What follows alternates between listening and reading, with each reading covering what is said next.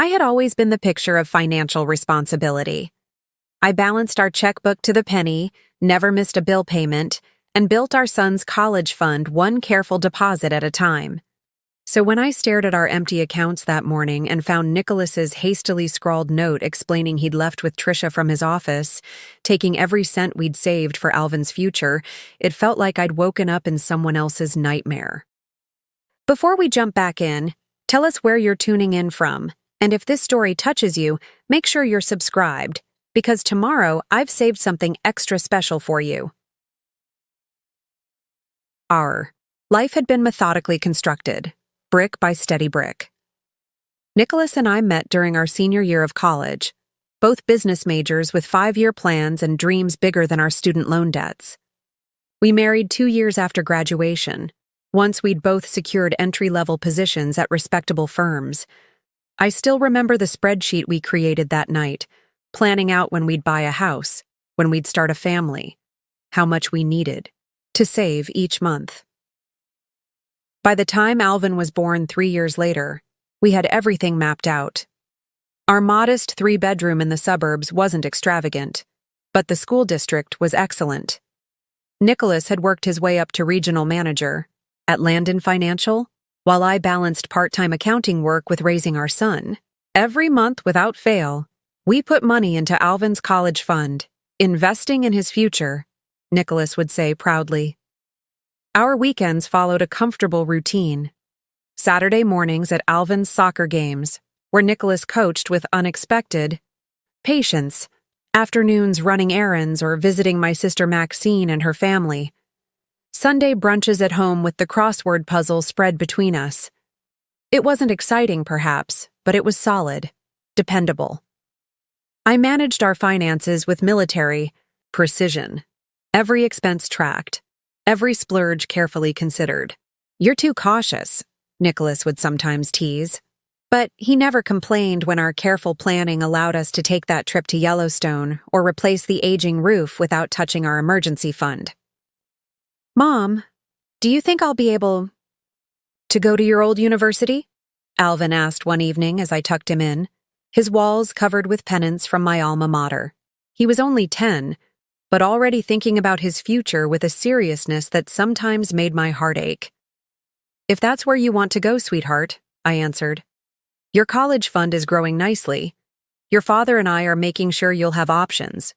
That night, Nicholas kissed my temple as we went through our monthly budget review at the kitchen table. "We're doing okay, aren't we, Maxine?"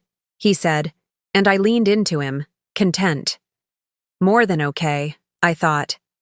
We were secure. Nicholas had been working longer hours over the past 6 months, taking on new clients as the firm expanded. "This promotion could change everything," he'd explain when he missed dinner or Alvin's soccer games. I noticed the subtle changes: new clothes, a more expensive haircut, the gym membership he suddenly couldn't live without, but rationalized them as part of his professional development. After all, appearances mattered in finance. There was a new administrative assistant in his department, Trisha Morgan. Nicholas mentioned her occasionally, her efficiency, her innovative ideas for client management. I met her at the company Christmas party, a willowy blonde with a laugh that seemed to fill the room. She was younger than us by several years, recently divorced, ambitious. I felt a momentary twinge when I saw how she looked at my husband, but dismissed it as insecurity. Nicholas and I had built too much together to be threatened by a pretty face. If I'm being honest with myself now, there were signs. The late-night texts he'd step away to answer. The business trips that seemed to multiply. The vague explanations about client dinners. The way he'd grown distant, physically and emotionally, always exhausted or preoccupied. But when you've spent 12 years believing in someone, doubt feels like betrayal. That final week before everything collapsed, Nicholas was unusually attentive. He brought home flowers on Tuesday, suggested we take Alvin to his favorite restaurant on Wednesday, asked about revisiting Hawaii for our anniversary on Thursday. I remember feeling a wave of relief. Whatever had been causing the distance between us seemed to be resolving itself. Friday morning, Nicholas kissed me goodbye with lingering tenderness. "I love you," he said, holding my gaze a beat longer than usual. "You know that, right?" "Of course," I answered, straightening his tie the way I had countless mornings before. "We're partners." He nodded, something unreadable crossing his face. Then he hugged Alvin with fierce intensity, telling him to be good for your mom before heading out the door. I spent that day catching up on freelance work and planning our weekend. Alvin had a championship soccer game on Saturday, and I wanted to host a small celebration afterward, win or lose. I called Maxine to invite her family, pre-ordered Alvin's favorite cake from the bakery downtown. When Nicholas didn't return by dinner, I assumed he was working late. When my calls went straight to voicemail, I told myself his phone had died. When he hadn't come home by the time I put Alvin to bed, I began to worry about an accident. I was sitting at the kitchen table at midnight, about to call hospitals, when I decided to check our accounts, a nervous habit from years of financial vigilance. Our checking account balance read $42.13. The savings account, 0.00. Alvin's college fund, which had contained $43,582.19 the previous day, 0.00. My hands trembling, I logged into our investment accounts. Empty. Our emergency fund, gone. The small inheritance from my father that I'd been saving, vanished. It was only then that I noticed the envelope on the counter, half hidden behind the fruit bowl. My name written in Nicholas's distinctive scrawl. "Maxine," it began. "By the time you read this, Trisha and I will be somewhere you can't find us. I've been miserable for years, suffocating in this life we built. I need freedom, a fresh start. I've taken what I need to begin again. I'm sorry to do this to you and Alvin, but you'll be fine. You've always been the strong one. Don't try to contact me. It's better this way. No, I love you." No real apology. Not even a goodbye to his son. I sat at that kitchen table until dawn broke, the letter crumpled in my fist, trying to comprehend how the man who had helped me plan every careful step of our lives together could destroy it all in a single day. Everything we'd built, our stability, our son's future, my trust, gone. And I hadn't seen it coming. When Alvin padded into the kitchen in his superhero pajamas, rubbing sleep from his eyes and asking where Daddy was, I realized the nightmare was only beginning. "Daddy had to go away for work," I lied, my voice steadier than I felt. "Let's have some breakfast, okay?" Alvin nodded, climbing onto his usual chair as I went through the motions of pouring cereal, my mind racing with calculations I couldn't make add up. While Alvin ate, I slipped away to call Nicholas's office. "I'm sorry, Mrs. Walsh, but Nicholas hasn't come in today," his assistant said. Not Trisha. She wasn't answering either. "Perhaps try his cell?" Next came the bank. "Yes, Mrs. Walsh. The withdrawals were made yesterday afternoon. Your husband?" Showed proper identification and had all the necessary account information. I'm afraid since he's a joint account holder, there was nothing irregular about the transactions. Joint accounts. My stomach churned. When we married, it had seemed like the natural choice. What was mine was his. What was his was mine. We were a team. But Alvin's college fund? That had been separate, requiring both our signatures for withdrawals. Unless... The paperwork was updated last month, the bank manager explained when I pressed. Mr. Walsh brought in a signed authorization form permitting single-party withdrawals. My signature. He had forged my signature, planning this for weeks, maybe months. I hung up and leaned against the wall, trying to breathe through the panic. 12 years of careful saving, gone. The security we'd built for our son, gone. Our future, gone. When the doorbell rang, I composed myself and found Evan, Nicholas's best friend since college, standing on my porch looking uncomfortable. "I didn't know," he said immediately, stepping inside. "I swear to God, Maxine, I had no idea he was planning this. Preparing and narrating this story took us a lot of time, so if you are enjoying it, subscribe to our channel. It means a lot to us. Now back to the story. But you knew about Trisha, I said, the truth dawning from his guilty expression. Evan rubbed his face. I told him to end it or tell you. I never thought he'd... He gestured helplessly.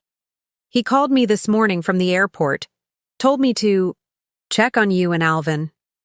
Airport? My voice rose. Where are they going? He wouldn't say, just that they needed a fresh start. Evan pulled an envelope from his jacket. He asked me to give you this. Inside was a cashier's check for $5,000, a fraction of what he'd taken, an insulting afterthought. How generous, I said bitterly. He steals our life savings and leaves us pocket change. I called in a favor with my cousin at the credit card. Company, Evan said quietly. They booked flights to Aruba. Aruba, our honeymoon destination. The irony wasn't lost on me. After Evan left, promising to help however he could, I sat on the couch staring at nothing. The house was silent except for Alvin playing video games upstairs, blissfully unaware that his world had just imploded. I tried Nicholas's cell again, straight to voicemail. I left a message, my voice shaking with anger. How could you do this? To Alvin? He trusted you. I trusted you. Come home and fix this. Please. I called Maxine next. She arrived 30 minutes later, her face a storm of fury when I explained what happened. That absolute bastard, she hissed, mindful of Alvin upstairs. I never thought Nicholas would... She stopped. What did he do with all the money? An excellent question. Bank transfers would leave a trail. He must have withdrawn cash, probably in increments to avoid suspicion. I have to tell Alvin something, I said. He keeps asking when Nicholas will be home. Maxine's expression softened. You don't have to tell him everything today. But I knew my son. He was perceptive, thoughtful. He would sense something was deeply wrong, and half-truths would only confuse him more. When I called Alvin downstairs, he looked between Maxine and me, instantly alert to the tension. What's wrong? Is Daddy okay? I sat him down, choosing my words carefully. Daddy decided to go away for a while. He's with someone else now, a friend from work. Alvin's forehead wrinkled. Like a vacation? No, sweetheart, he's not coming. Back to live with us. The silence that followed felt endless.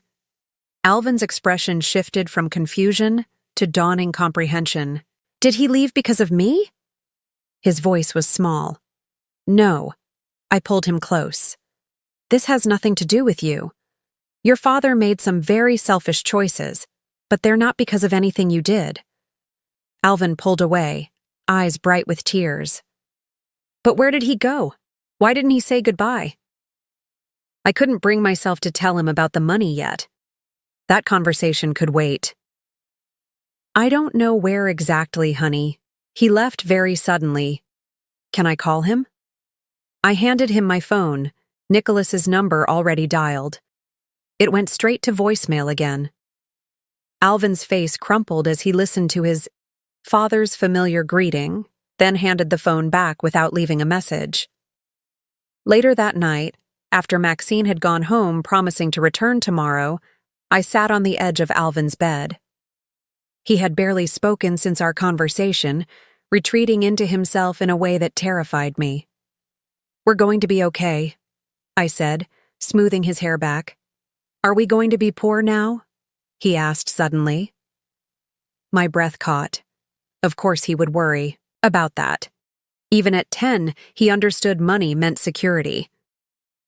Things will be tight for a while, I admitted, but I'll make sure we have what we need.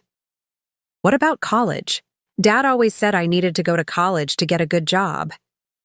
The question pierced me.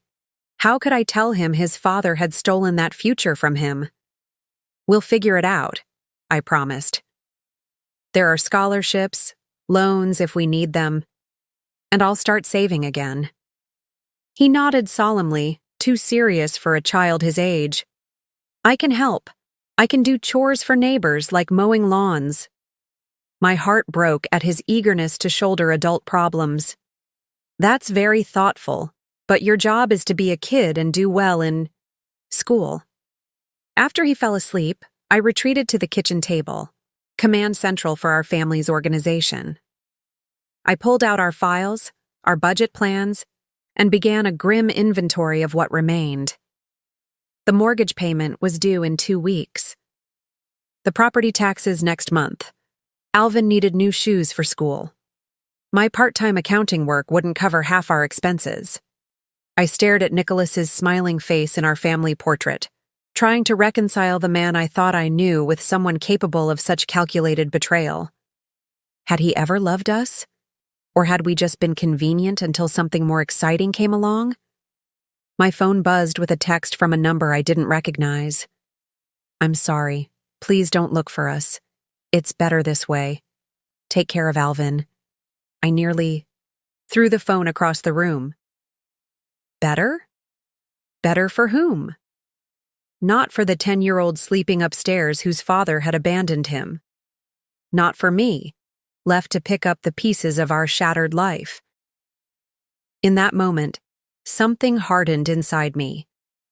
Nicholas had taken our money, our security, our trust, but he would not take our dignity or our future. I would rebuild everything, somehow. I texted back one word: coward. Then I blocked the number and went back to my calculations. There would be time for grief later. Now was the time for survival. Sleep evaded me that night. I sat at the kitchen table until 3 a.m., surrounded by bills, bank statements, and the remnants of our financial life. The numbers refused to cooperate, no matter how I adjusted them. Without Nicholas's income and with our savings gone, we were sinking fast. By morning, my eyes were swollen from crying, but I'd formulated the beginnings of a plan. I called my supervisor at the accounting firm where I worked part-time. Rodney, I need to talk to you about increasing my hours, I said, trying to keep my voice steady. Full-time, if possible. Maxine, everything okay? His concern was genuine. I'd worked for him for 6 years, always declining full-time offers to prioritize being home for Alvin. Nicholas left, I said simply. He's not coming back. A pause. I'm so sorry. Another pause. Come in Monday. We'll figure something out. Next, I called our mortgage company, explaining the situation and asking about hardship programs. They offered a temporary reduction in payments, not ideal, but it would buy me time. I was working through my checklist when the doorbell rang. I opened it to find Selena, Nicholas's mother, her face etched with worry. Evan called me, she said, stepping inside. Please tell me it isn't true. I led her to the kitchen, where my financial disaster was spread across the table. He took everything, Selena, every penny we had saved. She sank into a chair, shaking her head in disbelief. I don't understand. Nicholas has always been responsible. Always. Apparently not, I cut in, harsher than I intended. Selena reached for my hand. What can I do? I almost broke down at her kindness. Nicholas had been her only child. I knew how much she adored him. Yet here she was, standing by us instead of making excuses for him. Just be there for Alvin, I said. He's going to need his grandmother. And you? She asked. What do you need? What did I need? Time to rewind to before my life imploded? A miracle to refill our accounts? The satisfaction of watching Nicholas face consequences for what he'd done? I need to keep this house, I said finally. For Alvin's sake, he's already lost his father. I can't uproot him from his home and school, too. Selena opened her purse and removed her checkbook. Let me help. Nicholas's father left me well provided for. Pride made me want to refuse, but practicality won out. I needed to put Alvin first. Thank you, I said, accepting the check she wrote, enough to cover 3 months of expenses. I'll pay you back. Don't you dare, she said firmly. This is for my grandson, and for you. After Selena left, I called Detective Nicole Rivera, an old college friend who now worked in financial crimes. He committed fraud, Maxine, she said after I explained. Forging your signature, emptying accounts he needed dual authorization for. That's criminal. Can you help me find him? I can file reports, put alerts on his passport and credit cards. But Aruba complicates things. International jurisdiction is tricky. I just want what's ours back, I said. Alvin's college fund at minimum. I'll do what I can, Nicole promised. But prepare yourself. Recovery in these cases isn't always possible. The weekend passed in a blur of phone calls and paperwork. I canceled joint credit cards, changed passwords on all our accounts, began the process of legally separating our finances.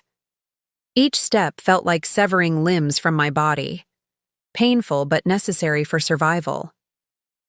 Alvin was eerily quiet, watching me with solemn eyes as I moved through the house like a hurricane. Alternately, tearful and determined, he followed me from room to room, as if afraid I might disappear too if he let me out of his sight. Sunday night, I found him sitting on Nicholas's side of the bed, holding his father's abandoned watch. Do you think he misses us? He asked. The question knocked the wind from me. I wanted to lie, to protect him, but I couldn't bring myself to create false hope. I don't know, sweetheart, I said, sitting beside him, but that doesn't change how important you are. I heard you on the phone, he said suddenly, about money, about college. My heart sank. Of course he had overheard. Our house wasn't that big. Dad took our money, didn't he? That's why you're worried. I took a deep breath. Yes? He made some bad choices. All of it? Most of it, I admitted. But we're going to be okay, I promise. His small face crumpled, not with sadness, but with something that looked disturbingly like shame. It's because I'm not good enough. I got a B in math last semester. He was disappointed. I gathered him into my arms, horrified. No, Alvin, this has nothing to do with you. Your father. I searched for words a child could understand. He wanted something different, and he made selfish choices. That's on him, not you. He nodded against my shoulder, but I could tell he didn't fully believe. Me? How could he? In his 10-year-old mind, there must be a reason his father had left without saying goodbye, had taken the money meant for his future. Children blame themselves. It's easier than accepting that parents can be deeply flawed. Monday morning, I drove Alvin to school, both of us exhausted from restless nights. As he climbed out of the car, he paused. Mom, are you going to leave too? The question shattered me. Never, I said fiercely. You and me were a team, always. He attempted a smile, then trudged toward the building where his friends waited, his shoulders hunched under the invisible weight of his new reality. At work, Rodney offered me not just full-time hours, but a promotion to senior accountant. You've earned it, he said. And frankly, we need someone with your attention to detail. The salary would help, though it still wouldn't replace everything we'd lost. But it was a start, a foundation to rebuild upon. That evening, I stood in front of the bathroom mirror, really looking at myself for the first time since Nicholas left. I was pale, with dark circles under my eyes and tension etched into every line of my face. I barely recognized the fearful woman staring back at me. You can do this, I told my reflection, not entirely convinced. My phone rang. Nicole. We tracked the cash withdrawals, she said without preamble. Your husband converted most of it to bearer bonds and cashier's checks before leaving the country. He knew what he was doing, Maxine. This wasn't a spontaneous decision. The confirmation of his premeditation felt like another betrayal. Nicholas had sat across from me at dinner, slept beside me, kissed me goodbye each morning, all while plotting to destroy our future. Can you recover any of it? I asked, already knowing the answer. We'll try. But he's covered his tracks well. I thanked her and hung up, then sank to the bathroom floor and finally allowed myself to really cry, for the marriage that had been a lie, for the future that had been stolen, and for Alvin, who would grow up questioning his worth because his father had chosen money and a younger woman over him. When I emerged from the bathroom, I found Alvin waiting in the hallway, his face determined despite the fear in his eyes. "We don't need him," he said with a conviction that belied his age. "We'll be okay without Dad," out of the mouths of babes. In that moment, I knew we would be. Word travels fast in a small community. By the end of the week, the sympathetic glances and hushed conversations that stopped when I approached told me everyone knew. Nicholas's abandonment had become public knowledge, each retelling likely embellished with speculation and judgment. The PTA meeting that Thursday was excruciating. I sat alone in the back row, acutely aware of the empty seat beside me where Nicholas usually sat. Mothers who had never given me a second glance now studied me with curious eyes, their expressions a mixture of pity and morbid fascination. Maxine, Diane Peterson, the PTA president, intercepted me as I tried to slip out early. "We haven't seen Nicholas. Is everything all right?" Her tone suggested she already knew the answer. I straightened my shoulders, forcing a neutral expression. "Nicholas and I have separated," I said evenly. "I'd appreciate some privacy while we adjust." She nodded too quickly. "Of course. Just know we're all here for you. Being a single mom isn't easy." Single mom. The label hit me like a physical blow. Technically accurate, but painfully new. As I walked to my car, I overheard snippets of conversation. With his secretary, apparently. Took all their money. Poor little Alvin. I drove home with white knuckles, fighting back tears of humiliation.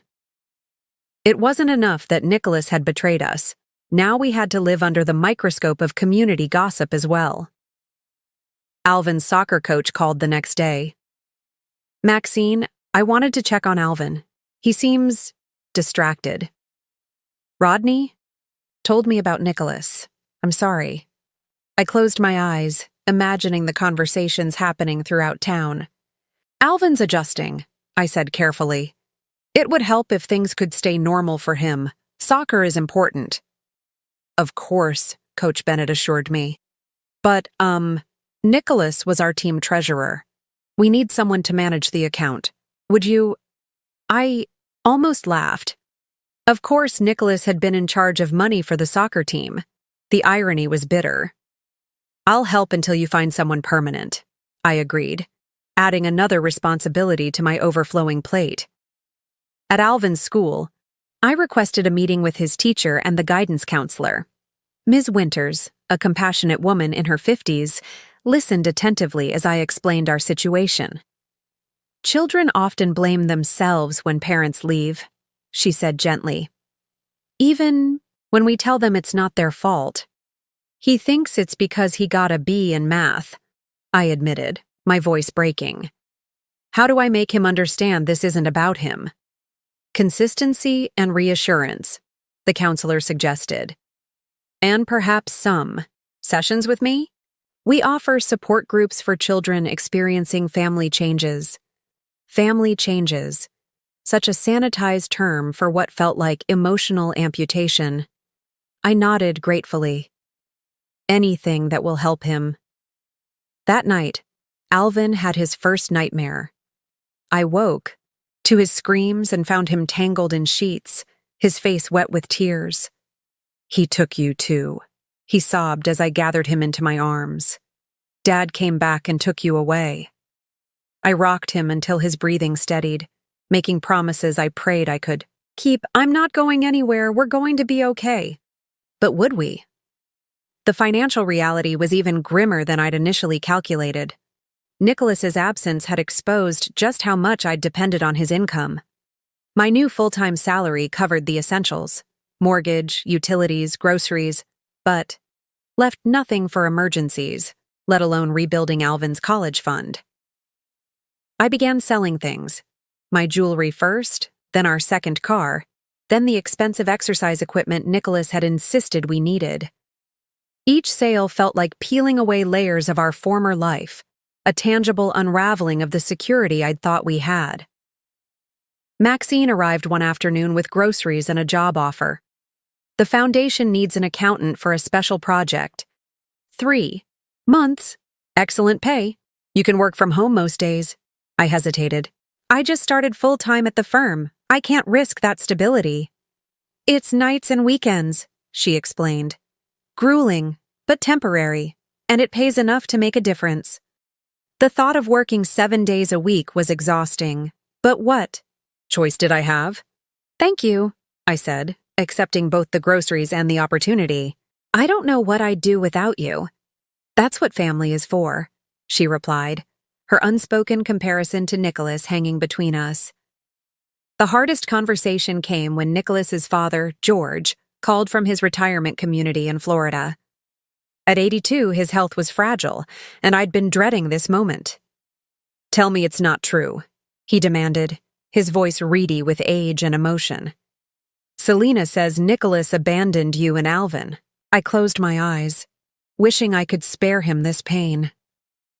I'm sorry, George. It's true. His breathing was labored on the other end of the line. My son would never. There must be some mistake. I wish there was, I said softly. Let me talk to him. I'll set him straight.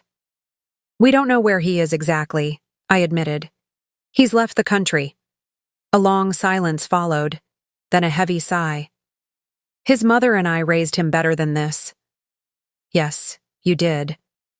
I couldn't bring myself to tell him about the money, about how methodically Nicholas had planned his escape. Some truths were too cruel to share. Alvin, George said finally, how is my grandson? Struggling. He misses his father. I'm sending money, he declared, for Alvin's college. Not much, but what I can spare. I tried to refuse, but George was adamant. Nicholas was raised to honor his responsibilities. If he won't do right by his son, I will. After we hung up, I sat motionless, overwhelmed by the ripple effects of Nicholas's actions. It wasn't just Alvin and me who were wounded by his betrayal. It was his parents, his friends, everyone who had believed in the man we thought he was. The next blow came in the mail. Credit card statements for accounts I didn't know existed. Nicholas had opened cards in his name but tied to our joint information, accumulating nearly $30,000 in debt over the past year. Hotel charges in cities he'd claimed to visit for business. Expensive restaurants. Jewelry from Tiffany's that had never been given to me. A paper trail of his affair with Trisha, funded by our family resources. I spread the statements across the table, piecing together the timeline of his deception. Charges. For weekend getaways began 8 months ago. Expensive dinners. A memorable charge from a lingerie boutique dated 2 days before my birthday, the day he'd come home empty-handed, claiming he'd been too swamped at work to shop. Nicole reviewed the statements, her expression grim. This strengthens the fraud case, but complicates recovery. These debts were incurred before your legal separation. Meaning? Meaning you might be liable for them. I pressed my palms against my eyes. He empties our accounts and I'm stuck with his debt? How is that possible? Marriage laws, she said simply. You need a lawyer, Maxine, a good one. A lawyer meant money I didn't have. But Nicole was right. I needed professional protection from whatever else Nicholas might have done.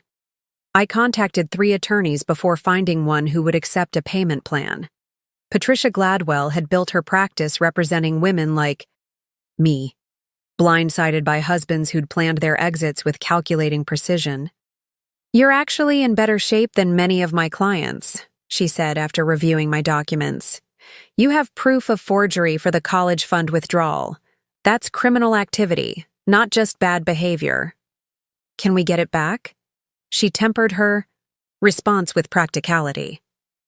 We'll file for divorce immediately, citing abandonment and financial fraud. We'll get a court order freezing any domestic assets we can identify. But money that's already left the country?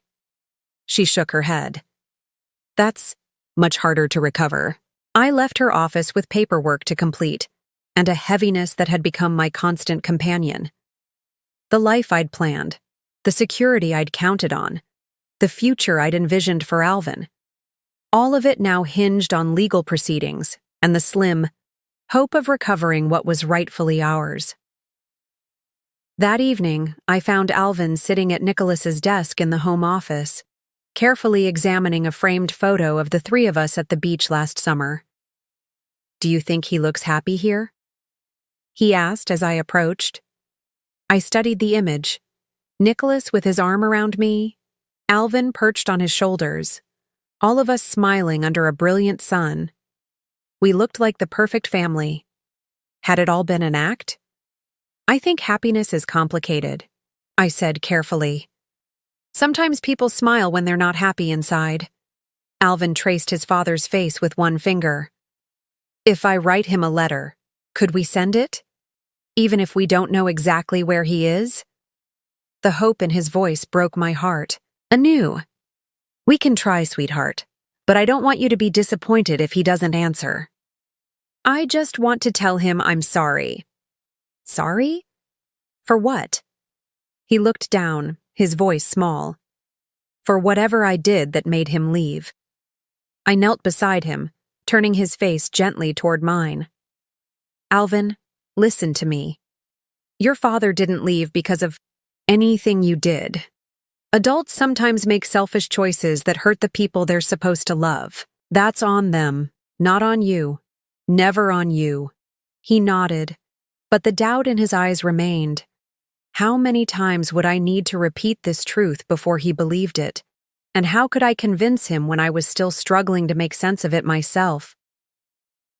The new routine established itself with grinding persistence. Weekdays began at 5:30 a.m. as I prepared for my full-time position, packed Alvin's lunch, and reviewed my calendar for the second job that waited after dinner. Evenings were a blur of homework supervision, meal preparation, and then hours hunched over my laptop, managing financial reports for Maxine's foundation project. Weekends, once filled with family outings and lazy brunches, became compressed workdays and frantic attempts to maintain our home. I mowed the lawn Nicholas had always tended, learned to fix leaky faucets from YouTube tutorials, and tackled the mounting paperwork of our financial disaster. By Sunday nights, exhaustion settled into my bones like concrete. "You can't keep this pace," Maxine warned, watching me struggle to stay awake during our weekly dinner at her house. "You'll make yourself sick." "I don't have a choice," I said, forcing another bite of food I couldn't taste. "The attorney costs more than I expected, and Alvin needs new everything for school." She exchanged glances with her husband, Paul. "Move in with us. Just temporarily. We have the space, and it would." "Cut your expenses." The offer was tempting, a lifeline thrown to a drowning woman. But Alvin's therapist had emphasized the importance of maintaining stability. "I appreciate it, but Alvin needs his home right now. It's the only thing that hasn't changed." The changes were everywhere, impossible to ignore. The empty chair at the dinner table, the 2 quiet mornings without Nicholas's news commentary, the garage half filled without his car, the single toothbrush in the bathroom holder. I tried to fill these spaces with new routines. Friday became movie night, the 2 of us curled on the couch with popcorn and permission to stay up late. Sunday afternoons we baked together, the kitchen filled with the scent of cookies or bread instead of silence. Small traditions, fragile anchors in our storm-tossed life. Alvin adapted with the resilience only children possess, though moments of grief ambushed him without warning. He refused to remove the photos of Nicholas from his bedroom, but turned them face down when angry. He slept with his father's old sweater for weeks until the familiar scent faded. The most difficult moments came when other fathers appeared. At soccer games, watching teammates run to their dads for approval. At school events, where family projects emphasized the gap in our home. Once, spotting a man who resembled Nicholas in the grocery store, Alvin bolted down the aisle, only to return, crushed with disappointment. I learned to plan ahead for these triggers, arming myself with distractions and reassurances. I enlisted male figures in Alvin's life, his Uncle Paul, Coach Bennett, Rodney from work, to attend events, offer encouragement, demonstrate that men could be reliable. It wasn't the same, but it helped. The financial tightrope required constant vigilance. I created spreadsheets for every expense, tracking each dollar with precision born of necessity. When the water heater failed, I negotiated a payment plan with the repairman. When Alvin outgrew his winter coat, I found one at the consignment shop. When the car needed new tires, I bartered accounting services for a discount at the local garage. The college fund became my obsession. I opened a new account, automatically transferring small amounts, $25 here, $40 there, whenever I could squeeze them from our budget. The balance grew painfully slowly, a drop in the ocean of what Nicholas had taken, but it represented something vital: control. Proof that we could rebuild. The practical challenges of single parenthood emerged in unexpected ways. Who would watch Alvin when I had late meetings? What about school holidays that didn't align with my work schedule? How could I be in two places at once when he needed to be picked up from soccer practice while I was finishing a client project? I cobbled together a support network. A retired neighbor who adored Alvin and welcomed him after school. A carpool arrangement with other soccer moms. Flexible work hours negotiated with Rodney. Each solution was imperfect but sufficient, patches in the quilt of our new existence. 6 weeks after Nicholas left, Alvin came home from school with a permission slip for the father-son campout, an annual tradition he'd attended with Nicholas since kindergarten. He placed it on the counter without comment, but his eyes held a question he couldn't articulate. "Would you like to go this year?" I asked carefully. "Maybe with Uncle Paul?" He shook his head. "It wouldn't be the same." "We could do our own campout," I suggested. "Just us, in the backyard." A small smile appeared. "Could we make s'mores?" "All the s'mores you can eat," I promised. That weekend, we pitched the old tent Nicholas had stored in the garage, built a small fire in the fire pit, and slept under the stars. It wasn't the elaborate camping trip Nicholas would have planned, but Alvin laughed for the first time in weeks as we burned marshmallows and told ghost stories with flashlights under our chins. "This is better than the dad campout," he declared sleepily as we snuggled in sleeping bags. "Because you're more fun." I held him close, silently vowing to become whatever he needed: mother, father, provider, protector, even if it meant reinventing myself completely. The divorce proceedings crawled forward with excruciating slowness. Nicholas served papers. Through international channels, responded through an attorney, contesting everything despite his obvious abandonment. "It's a stalling tactic," Patricia explained during our monthly meeting. "He's hoping you'll run out of money for legal fees and accept a disadvantageous settlement." What settlement? He took everything already. The house, future earnings, the debt he left behind. Without a proper divorce decree, you're still legally tied to whatever he does. The thought sent chills through me. Nicholas, free to accumulate more debt in paradise while I struggled to keep our lights on. How do we speed this up? "We don't," she said bluntly. "We stay the course and document everything. This is a marathon, not a sprint. A marathon I hadn't trained for, running on a path strewn with obstacles I hadn't anticipated." The investigation into Nicholas's financial fraud yielded small victories. The credit card companies removed some of the questionable charges after reviewing the evidence.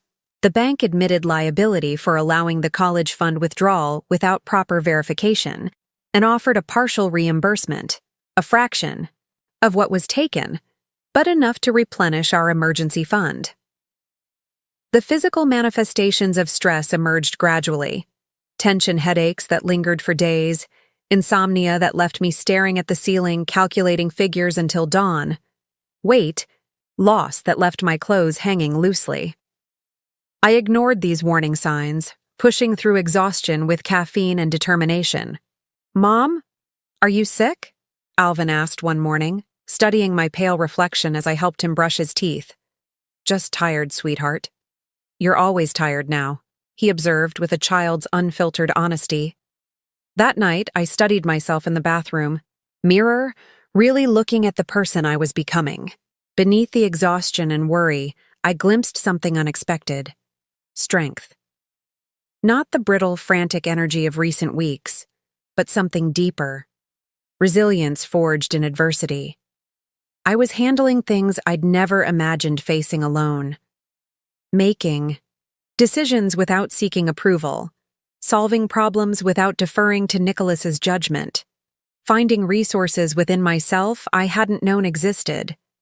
The woman staring back at me was changing, adapting not just to survive, but to protect what mattered most. She wasn't just Nicholas's abandoned wife or Alvin's struggling mother. She was becoming someone new, someone tested by fire. 8 weeks after Nicholas left, I received a text from a different unknown number. "I miss you both. This is harder than I expected. Maybe we could talk?" My hands trembled as I read and reread the message.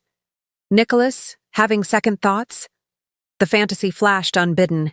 He would come back, return what he'd taken, restore our life to what it had been. But what had it been, really? A marriage where I'd been blind to his deception? A partnership where my trust had been weaponized against me? A future built on shifting sand? I showed the message to Maxine, seeking perspective I couldn't find alone. "What do you want to do?" she asked, her expression carefully neutral.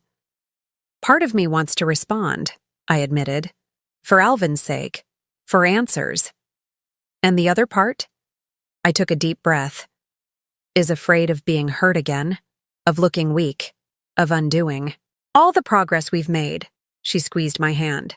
"Trust your instincts. They're stronger than you realize."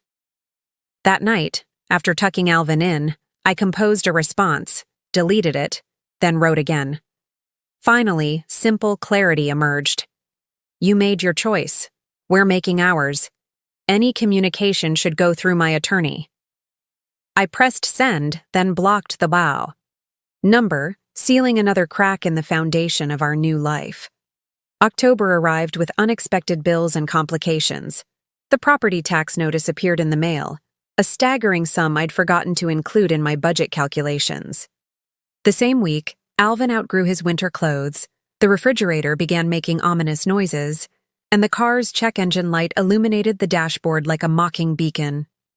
I sat at the kitchen table late one night, calculator in hand, trying to perform financial alchemy, turning insufficient funds into enough. The numbers refused to cooperate, no matter how I shifted them between columns. "Maybe we could skip the dentist appointments," I murmured to myself, erasing one expense only to find another that couldn't be delayed. Sleep deprivation clouded my thinking. Between the full-time job, the foundation project, and caring for Alvin, I averaged 4 hours of rest each night. Coffee had become less a pleasure than a medical necessity, my bloodstream more caffeine than plasma. My phone rang. Selena, calling despite the late hour. "I'm sorry to disturb you," she began, her voice tight. "But George had a fall. He's in the hospital." My hand tightened around the phone. "Is he okay?" Broken hip. At his age. She didn't need to finish the sentence. We both knew the statistics for elderly patients with such injuries. "Can I do anything?" I offered automatically, even as my mind calculated the impossibility of adding hospital visits to our stretched schedule. "He's asking for Alvin," she said. "I know it's difficult with everything you're managing, but seeing his grandson might give him the will to fight through recovery." I closed my eyes, imagining explaining to my boss that I needed more time off, envisioning the foundation project deadlines I would miss, contemplating the cost of flights to Florida we couldn't afford. "We'll come," I said, making the only decision my heart would allow. This weekend, after hanging up, I returned to my calculations with new urgency. The trip would require funds we didn't have, time we couldn't spare. But George had stood by us without hesitation. We would do the same for him. I listed items to sell. My wedding ring, untouched in its jewelry box since Nicholas left. The expensive camera equipment he'd bought for a hobby he quickly abandoned. The signed first editions I'd collected before marriage. Each represented memories and attachments I could no longer afford, literally or emotionally. By morning, I had cobbled together enough for 2 economy tickets. I called Rodney to request emergency family leave, rescheduled foundation deadlines, and arranged for a neighbor to collect our mail and water the plants. Telling Alvin about George was another challenge. He had already experienced too much loss. The possibility of losing his grandfather felt cruel. Great-Grandpa George is sick, I explained gently over breakfast. We're going to visit him this weekend. Alvin's fork paused midway to his mouth. Is he going to die?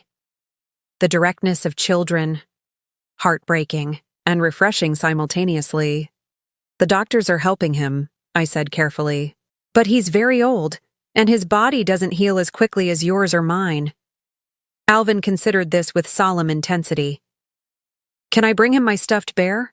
When I'm sick, it makes me feel better. I blinked back sudden tears. I think he'd like that very much. The trip itself became a logistical obstacle course. Our flight was delayed, connection missed, luggage temporarily lost. We arrived at the hospital exhausted, only to learn visiting hours had ended. Selena met us in the lobby, her face lined with new worry. I convinced them to make an exception. Just 15 minutes. George looked smaller than I remembered, diminished, against the white hospital sheets. Tubes and monitors surrounded him, clinical reminders of his fragility. But his eyes brightened when Alvin approached, clutching his well-worn teddy bear. There's my boy, he said, his voice raspy but warm. Alvin, initially hesitant, moved closer. I brought you Bear. He helps when you don't feel good. George accepted the stuffed animal with grave dignity. That's very kind of you. I think he'll help me get strong again. They spoke for a few minutes about soccer and school, deliberately normal conversation in the most abnormal of settings. Then George beckoned me closer. Nicholas hasn't contacted you? He asked quietly while Alvin examined the hospital equipment with Selena. I shook my head. Nothing through proper channels. His lips tightened. I raised him better than this. You did, I agreed. This isn't a reflection on you or Selena. Has he reached out to Alvin at all? A card? A call? The question stung. No, nothing. George's weathered hand gripped mine with surprising strength. Then he's not the man I thought he was. And you're stronger than either of us knew. After returning to the hotel, Alvin fell asleep immediately, exhaustion overtaking him mid-sentence. I sat on the balcony, staring at the unfamiliar city lights, feeling disconnected from our life back home, yet unable to fully present in this moment either. My phone buzzed with an email notification from Patricia. Nicholas's attorney had filed a motion to dismiss the divorce proceedings, claiming insufficient evidence of abandonment. Photographs of him on a beach in Aruba with another. Women aren't sufficient, I muttered incredulously. The legal system's glacial pace and Byzantine requirements felt deliberately designed to protect those with resources to exploit them. Nicholas, comfortably settled in paradise with our money, could afford to drag this out indefinitely. I was the one rationing groceries and selling possessions to keep our utilities connected. The practical challenges multiplied like heads of a hydra. Cut one down, 2 more appeared. The hospital stay extended as George developed. Pneumonia. Our 2-day trip stretched to 4, then 6. Work deadlines accumulated. Bills awaited at home. Alvin missed a crucial math test. I called Nicole, desperate for any progress on recovering our finances. The international accounts are proving difficult to trace, she admitted. Nicholas converted much of the money to cryptocurrency before leaving. It's designed to be untraceable. So he gets away with it, I said flatly. Not necessarily. We're building a stronger case, but it takes time. Time we didn't have.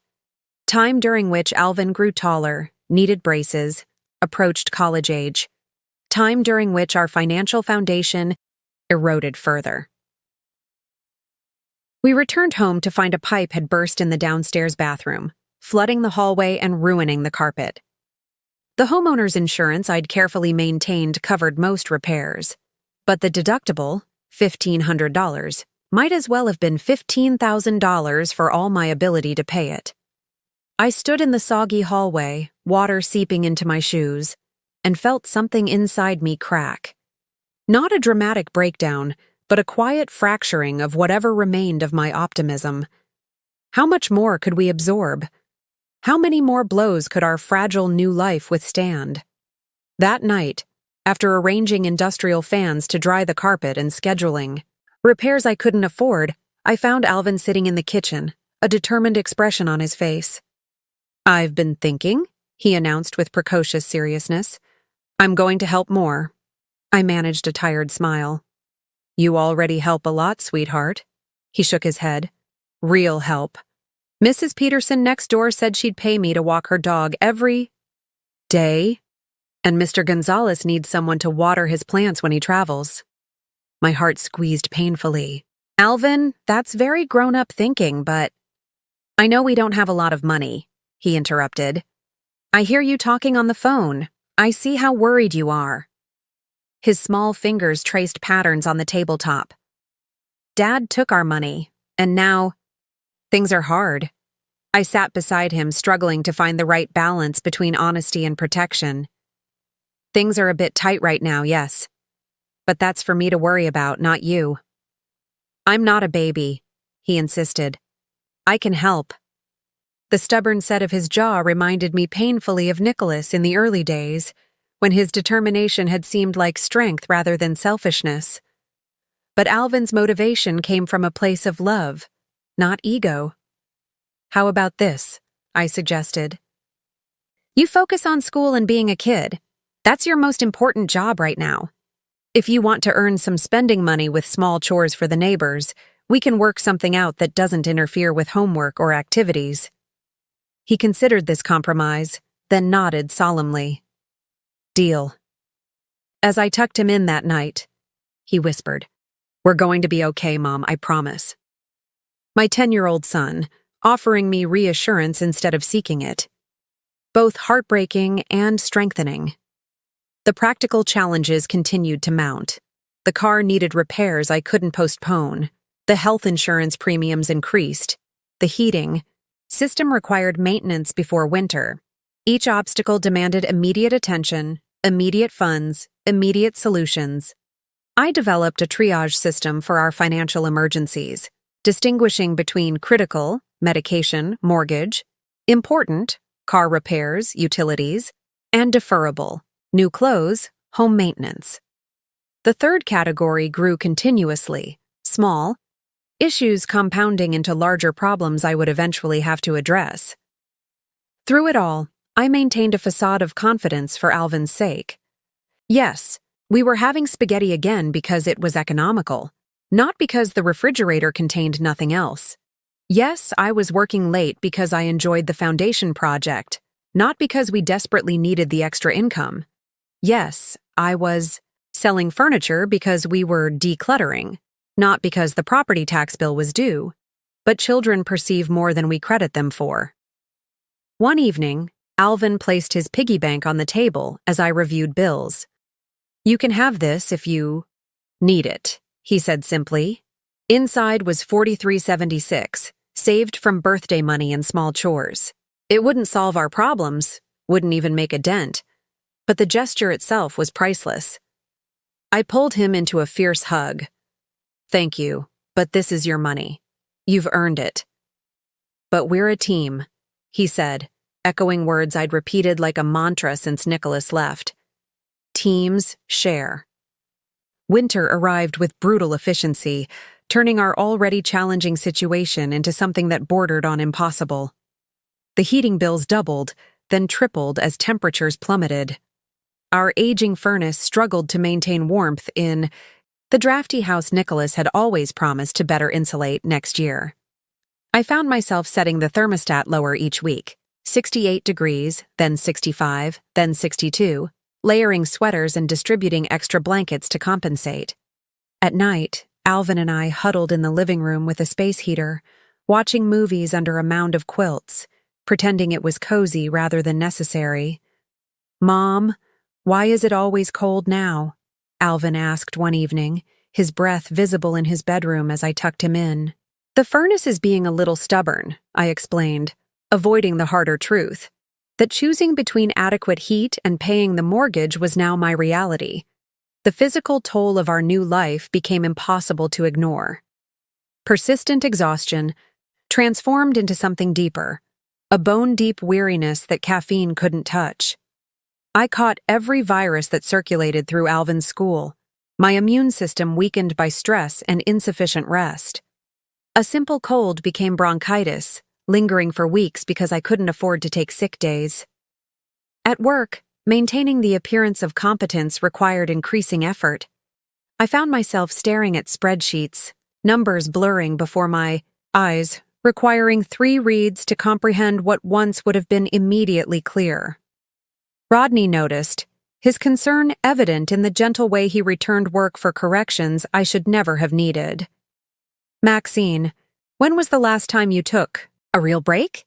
he asked after finding me asleep at my desk during lunch. I couldn't remember. Every waking moment was allocated to survival. Working, caring for Alvin, maintaining our home, fighting the legal battles that continued to drain our resources. Even sleep offered no respite, filled with anxiety, dreams about unpaid bills, and Nicholas laughing from a distant beach. My second job with the foundation project grew more demanding as deadlines approached. I worked until 2 a.m. most nights, only to rise at 5:30 for the next day's marathon. The additional income was essential, but the cost to my health became increasingly evident. Then came the school incident. The call from the principal arrived during an important client meeting. "Mrs. Walsh, there's been a situation with Alvin. He's not hurt, but we need you to come in immediately." I found Alvin sitting outside the principal's office, knuckles bruised, uniform disheveled, his expression a mixture of defiance and shame I'd never seen before. "He punched another student," Principal Sharma explained once we were seated in her office. "Repeatedly. It took 2 teachers to separate them." I stared at my gentle son, unable to reconcile this report with the boy who cried over injured birds and gave his allowance to animal shelters. "Alvin, what happened?" I asked, keeping my voice measured despite my shock. He studied his hands, silent. The principal sighed. The other student, Tyler, apparently made some comments about Alvin's father. My stomach dropped. "What kind of comments?" "That his dad left because he didn't want a loser for a son," Alvin muttered, still not looking up. "That we're poor now because Dad took all our money to be with someone better." The cruelty of children, often unconsciously echoing adult conversations, overheard at home, wielding words like weapons without fully understanding their impact. "Violence is never acceptable," Principal Sharma said firmly. "However, given the circumstances and Alvin's previously spotless record, we're issuing a 3-day suspension rather than the usual 5. A suspension, another obstacle in our already complicated schedule. 3 days I would need to work from home while supervising a troubled 10-year-old, 3 days of explaining to Rodney why I couldn't be in the office, 3 days of falling further behind on the foundation project. In the car, Alvin finally broke his silence. "I'm sorry, Mom. I know you're disappointed." "I'm not angry about the suspension," I said carefully. "I'm worried about you. This isn't like you, Alvin." Tyler wouldn't stop, he explained, his voice small. "He kept saying Dad left because I wasn't good enough, that you were going to leave too when you got tired of having no money." The words struck with physical force. Children absorbed everything. Not just our spoken reassurances, but our whispered phone calls, our tense expressions when bills arrived, our careful economies at the grocery store. "You know that's not true," I said, reaching for his hand. "Your father's choices were about him, not you. And I am never, ever leaving you." "But what if something happens to you?" His voice cracked. "What if you get sick or hurt? Who will take care of me then?" The question revealed the deeper fear beneath his outburst, not just the cruelty of a classmate, but the fundamental insecurity that had taken root since Nicholas's abandonment. If one parent could vanish, why not both? I pulled into our driveway and turned to face him fully. "Listen to me, Alvin. I have made arrangements. If anything ever happened to me, which it won't, you would never be alone. Aunt Maxine and Uncle Paul would take care of you. Grandma Selena, too. You have people who love you, a whole network of support." He nodded, not entirely convinced, but willing to accept the reassurance for now. That night, I updated my will, named official guardians, and wrote detailed instructions for Alvin's care. Not because I expected disaster, but because my son needed the security of knowing contingency plans existed. His world had been shattered once. I would not leave any possibility for it to happen again. The suspension created a cascade of complications. I negotiated with Rodney to work remotely, moved foundation project meetings to evening video calls, and tried to use the unexpected time with Alvin constructively. We talked more openly about his feelings regarding Nicholas's absence, his fears, about our financial situation, his concerns about the future. "Sometimes I hate him," Alvin admitted during a walk through the neighborhood park. "Is that bad?" "Feelings aren't good or bad," I said, choosing my words carefully. "They just are. It's okay to be angry with your dad." "Do you hate him?" The question deserved honesty. "Sometimes I'm very angry. Other times I'm sad about the family we lost. Mostly I'm focused on moving forward with you." He considered this, kicking at fallen leaves. "Tyler said his mom said Dad ran off with a younger woman because you let yourself go." Another barb, this one aimed at me. The neighborhood gossip had evolved apparently from pity to judgment. "Adults sometimes look for simple explanations for complicated situations," I said, swallowing my humiliation. "Your father made choices that hurt us, but those choices reflect on his character, not on us." When Alvin returned to school, I requested a meeting with his teacher and the school counselor. We developed strategies for handling future comments about his family situation, emphasizing communications rather than physical responses. "Alvin needs healthy outlets for his emotions," the counselor suggested. "Sports, art, anything that allows him to process what he's feeling." I nodded, mentally calculating what activities we could afford. The swimming lessons he loved had been cut months ago. The art classes at the community center conflicted with my work schedule. Every solution seemed to require resources, time, or money that had become precious commodities. As December approached, the prospect of Christmas loomed like a shadow. Our first holiday without Nicholas, without financial comfort, without the traditions that had defined our family celebrations. Alvin had already scaled back his expectations, his Christmas list notably modest compared to previous years. "Santa knows we don't have much money now," he explained with heartbreaking pragmatism when I asked about his abbreviated wishes. I was determined to create new traditions, to build joy from our stripped-down circumstances. But each day brought new challenges that eroded my resolve. The car's transmission warning light, another legal bill from Patricia, the notification that my health insurance premiums would increase again in January. The weight of single parenthood, financial precarity, and constant uncertainty had become almost unbearable. Yet bearing it was my only option. For Alvin, for our future, for the life I was determined to rebuild from the ashes Nicholas had left behind. The Christmas season brought a crystallization of our new reality. Holiday cards arrived addressed only to Alvin and me, Nicholas's name conspicuously absent. Party invitations decreased, whether from friends' discomfort with our changed circumstances or my own inability to reciprocate hospitality. The social fabric of our lives had quietly unraveled. Couples who had been regulars in our home now offered vague excuses when I suggested coffee. Mothers who had once sought my help with PTA projects now handled things without consulting me. The isolation wasn't dramatic, but incremental, a gradual pruning of connections that had once seemed essential. "Are we still going to the Hendersons' New Year's party?"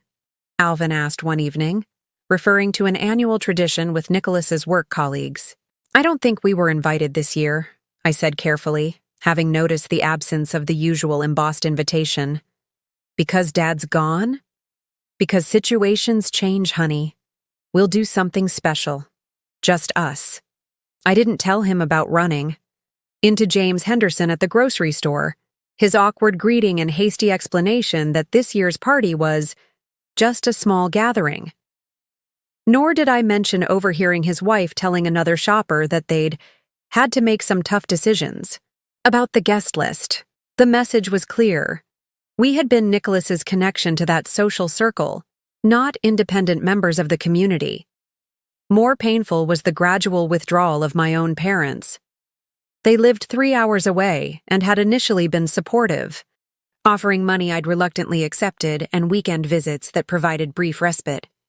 But as months passed, their assistance came with increasingly pointed commentary. "Have you considered selling the house? It seems excessive for just the two of you," my father suggested during their December visit. "Alvin needs stability, right?" "Now," I explained, the same answer I'd given previously. My mother exchanged glances with him. "Stability is important, of course, but practicality matters too. Your situation has changed." "I'm aware," I said, tension creeping into my voice. "We're just concerned," she continued, arranging Christmas ornaments on our smaller tree with unnecessary precision. "You look exhausted. The house needs maintenance you can't afford, and you're working yourself to illness trying to maintain a lifestyle that isn't sustainable." "It's not a lifestyle, Mom. It's our home." She sighed, the sound heavy with unspoken criticism. "Nicholas made terrible choices. No one's disputing that. But at some point, you need to accept reality and adjust accordingly." The conversation deteriorated from there, old patterns reasserting themselves. My mother had always prioritized pragmatism over emotion, had always believed in facing facts rather than fighting them. In her view, I was being stubborn rather than strong, clinging to pride rather than embracing sensible compromise. They left earlier than planned, the visit ending with stilted hugs and promises to call that felt emptier than before. After they drove away, I found myself standing in the kitchen, a profound loneliness settling over me despite Alvin's presence upstairs. The fracturing of relationships extended beyond family and friends. My faith in institutions eroded as I encountered system after system designed to protect those with resources while punishing those without. Banks that had eagerly granted loans when Nicholas's income supported us now declined my applications despite my perfect payment history. Insurance companies raised premiums based on my single status. Creditors hounded me for joint debts while Nicholas remained beyond their reach. Even my relationship with Alvin faced new strains. His behavior fluctuated between clingy dependence and angry withdrawal. Some days he followed me from room to room, panic flashing in his eyes if I was out of sight too long. Other days he retreated into monosyllabic responses and closed doors, testing whether I too would eventually abandon him. "Why can't we just move?" he demanded after a particularly difficult day at school, where Tyler's taunting had resumed despite administrative intervention. "Everyone here knows about Dad. Everyone knows we're poor now." "We're not poor," I corrected gently. "We're adjusting, and running away wouldn't solve our problems." "You just don't want to admit Dad won," he muttered, stabbing at his dinner. He gets to be happy in Aruba while we're stuck here being miserable. The assessment struck uncomfortably close to my own darkest thoughts. Was I stubbornly remaining in place out of pride? Was my determination to maintain our home actually harmful to Alvin? The most unexpected relationship fracture came from Selena. After George's hospitalization, she had returned to Florida to care for him, our communication limited to brief phone calls and sporadic updates. In early January, she called with news. "George is coming home next week," she said, relief evident in her voice. "The doctors say he's stable enough for home care." "That's wonderful," I replied sincerely. "Alvin will be so happy to hear it." A pause followed, weighted with unspoken tension. "There's something else, Maxine. Nicholas contacted us." My hand tightened around the phone. "When?" "Christmas Day. He sent flowers to George in the hospital and called to check on him. The timing felt calculated, reaching out when emotion would be highest, when a gesture might carry maximum impact with minimum effort. Did he ask about Alvin? I couldn't stop myself from asking. Another pause. He mentioned him, yes. He'd like to speak with him. The request activated every protective instinct I possessed. Absolutely not. Not after months of silence. Not without going through proper channels. Selena's voice hardened slightly. He's still Alvin's father, Maxine. Despite everything. Father who abandoned his son without a word. A father who hasn't sent so much as a birthday card or child support payment. A father who is actively fighting the divorce proceedings that would provide stability for Alvin's future. People make mistakes, she said, her loyalty to her son asserting itself despite her previous support of us. Nicholas says he regrets how he handled things, that he panicked. Panicked? He methodically emptied our accounts over weeks, forged my signature, and disappeared with another woman. That's not panic, Selena. That's premeditated betrayal. Conversation ended with strained politeness, but the fracture was evident. Selena's maternal instinct to believe in her son's redemption had overridden her recognition of his wrongdoing. I couldn't blame her entirely. The need to believe in those we love runs deep, but I couldn't risk Alvin's emotional well-being on Nicholas's sudden, convenient regret. That night, I sat Alvin down for another difficult conversation. Your father contacted great-grandma and great-grandpa, I explained carefully. He may try to contact you as well. Alvin's eyes widened, a complex mixture of emotions crossing his face. He wants to talk to me? He says he does. But I need you to understand something important. Your father made choices that hurt us very badly. If he wants to be part of your life again, there needs to be a proper process.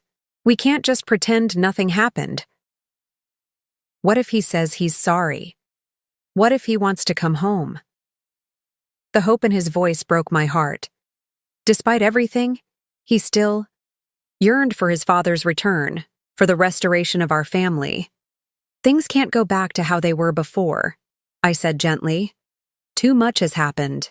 But if your father is truly sorry, if he really wants to make things right, he needs to show that through actions, not just words. That means returning what he took, supporting you properly, and going through the legal system instead of trying to bypass it. Alvin considered this, his young face serious. And if he calls me? You can talk to him if you want to. I won't prevent that. But I'd like to be present, and I'd like you to tell me immediately. He nodded, then asked the question I'd been dreading. Do you think he really misses me? How to answer truthfully without crushing his spirit. How to acknowledge the reality of Nicholas's character without destroying Alvin's sense of self-worth. I think, I said carefully, that anyone who truly knows you would miss you terribly. You are an extraordinary person, Alvin. Anyone who doesn't, see that is missing something important in themselves. That night, I lay awake reviewing the relationships that had fractured in the aftermath of Nicholas's abandonment. Some breaks had been unexpected. Friends I'd thought would stand by us who had drifted away. Others were perhaps inevitable, the tensions with my parents reflecting long-standing patterns exacerbated by crisis. But the most significant fracture was internal. My relationship with the woman I had been before, the trusting partner who had believed in the security of our life together. That woman was gone, replaced by someone more cautious, more self-reliant, more aware of life's fundamental instability. I wasn't sure yet whether this transformation represented growth or damage. Perhaps it was both. The painful evolution that follows when foundations crumble and rebuilding becomes the only option. January brought a bitter cold snap, and with it, a sense of isolation that went beyond the physical confinement of winter weather. The holiday season had ended, taking with it the temporary distractions of festivities and forced cheerfulness. What remained was the stark reality of our situation. A house that felt too large, bills that grew more oppressive, and a silence that expanded to fill the spaces Nicholas had once occupied. My birthday arrived mid-month, a day I had hoped would pass unnoticed. Alvin, however, had other plans. I woke to find a handmade card on my nightstand, decorated with careful illustrations of the two of us holding hands. "Happy birthday to the best mom," he had written in his precise script. "We don't need anyone else." The message carried both comfort and heartache. I found him in the kitchen, attempting to make pancakes, flour dusting his pajamas and determination etched on his face. "I wanted to surprise you," he explained as I helped him clean up the batter that had missed the bowl. "Dad always made you breakfast on your birthday." The comment, innocent yet laden with memories, highlighted the depth of our isolation. Birthdays had once been family celebrations, with Nicholas orchestrating elaborate surprises and Alvin serving as his enthusiastic accomplice. Now, my 10-year-old was struggling to fill the gap with his limited resources, shouldering responsibilities no child should bear. The isolation deepened as winter progressed. Practical constraints limited our social interactions. Gas for non-essential. Trips had become a luxury. Invitations to events requiring gifts were politely declined, and evening activities conflicted with my second job. Gradually, the invitations themselves dwindled, the world continuing its orbit while we remained suspended in the aftermath of Nicholas's betrayal. Even Maxine's previously constant presence diminished as her own life presented challenges. Her husband received a promotion requiring extensive travel, leaving her to manage their household alone. Her foundation work intensified with year-end reporting. The frequency of her visits decreased from several times weekly to once a week, then to sporadic check-ins. "I feel like I'm failing you," she admitted during a rare coffee date. "You've got so much on your plate, and I'm not there enough." "You have your own life," I reassured her, hiding my disappointment beneath pragmatism. "I can't expect you to carry our burdens indefinitely." "But that's what family does," she protested. The truth was more complicated. Even the most devoted support systems couldn't sustain crisis-level assistance permanently. People needed to return to their own priorities, their own challenges. The initial surge of help following Nicholas's departure had been genuine, but ultimately temporary, a reality I was learning to accept. The legal isolation proved even more disheartening. Patricia called with updates that felt increasingly like non-updates. Motions filed and countered. Hearings scheduled and rescheduled. Deadlines extended as Nicholas's legal team exploited every procedural opportunity to delay resolution. "The system favors those with resources," Patricia explained after another postponement. "Your husband can afford to drag this out. Each delay costs him nothing while draining your finances. So justice is only available to those who can pay for it," I said bitterly. "I wouldn't put it so bluntly, but there's an element of truth there. We're making progress, though." The judge is growing impatient with their tactics. Progress measured in inches while we needed miles. The deepest isolation came from within. I had always been someone who processed thoughts through conversation, who sought connection and validation through shared experiences. Now, I carried worries I couldn't voice aloud without frightening Alvin or burdening already taxed relationships. At night, alone in a bed that still felt too empty despite months of solo occupancy, I battled insomnia and anxiety without the comfort of another person's breathing beside me. The mundane decisions of daily life, what to cook for dinner, whether to repair the leaking faucet now or later, how to handle Alvin's growing emotional needs, fell entirely on my shoulders, with no one to share the mental load. Even my body felt like a stranger, transformed by stress and insufficient self-care. I caught glimpses of myself in mirrors and windows, momentarily startled by the shadowed eyes and angular face that had replaced my former appearance. Weight had fallen away, clothes hung loosely, and a perpetual tension resided in my shoulders and jaw. One evening, attempting to fix the garage door opener rather than pay for a repair service, I dropped a heavy tool on my foot. The pain was immediate and intense, bringing tears to my eyes. I sat on the cold concrete, cradling my injured foot, and something broke inside me, not physically, but emotionally. I began to cry, not just from the pain, but from everything. The exhaustion, the fear, the overwhelming responsibility, the profound aloneness. Alvin found me there, his expression alarmed at the sight of his usually composed mother sobbing on the garage floor. "Mom? Are you okay? Should I call someone?" The question highlighted our isolation. Who would he call? Who was left in our diminished circle who could drop everything to help with a minor injury and a major breakdown? "I'm fine, honey," I managed, wiping my face. "Just hurt my foot. It'll be okay." He sat beside me, his small hand finding mine. "You don't have to pretend," he said with unexpected insight. "I know you're sad sometimes." His perception both touched and concerned me. Children shouldn't have to comfort their parents, shouldn't have to witness adult vulnerability so raw and unfiltered. Yet here we were, each the other's primary support, the boundary between parent and child blurred by necessity. "I am sad sometimes," I admitted, "but I'm also very grateful for you. You make everything worthwhile." He nodded, accepting this truth. "We take care of each other." The moment became a turning point in our isolation. We stopped pretending everything was normal, stopped maintaining the fiction that our situation was temporary or easily managed. Instead, we acknowledged our reality.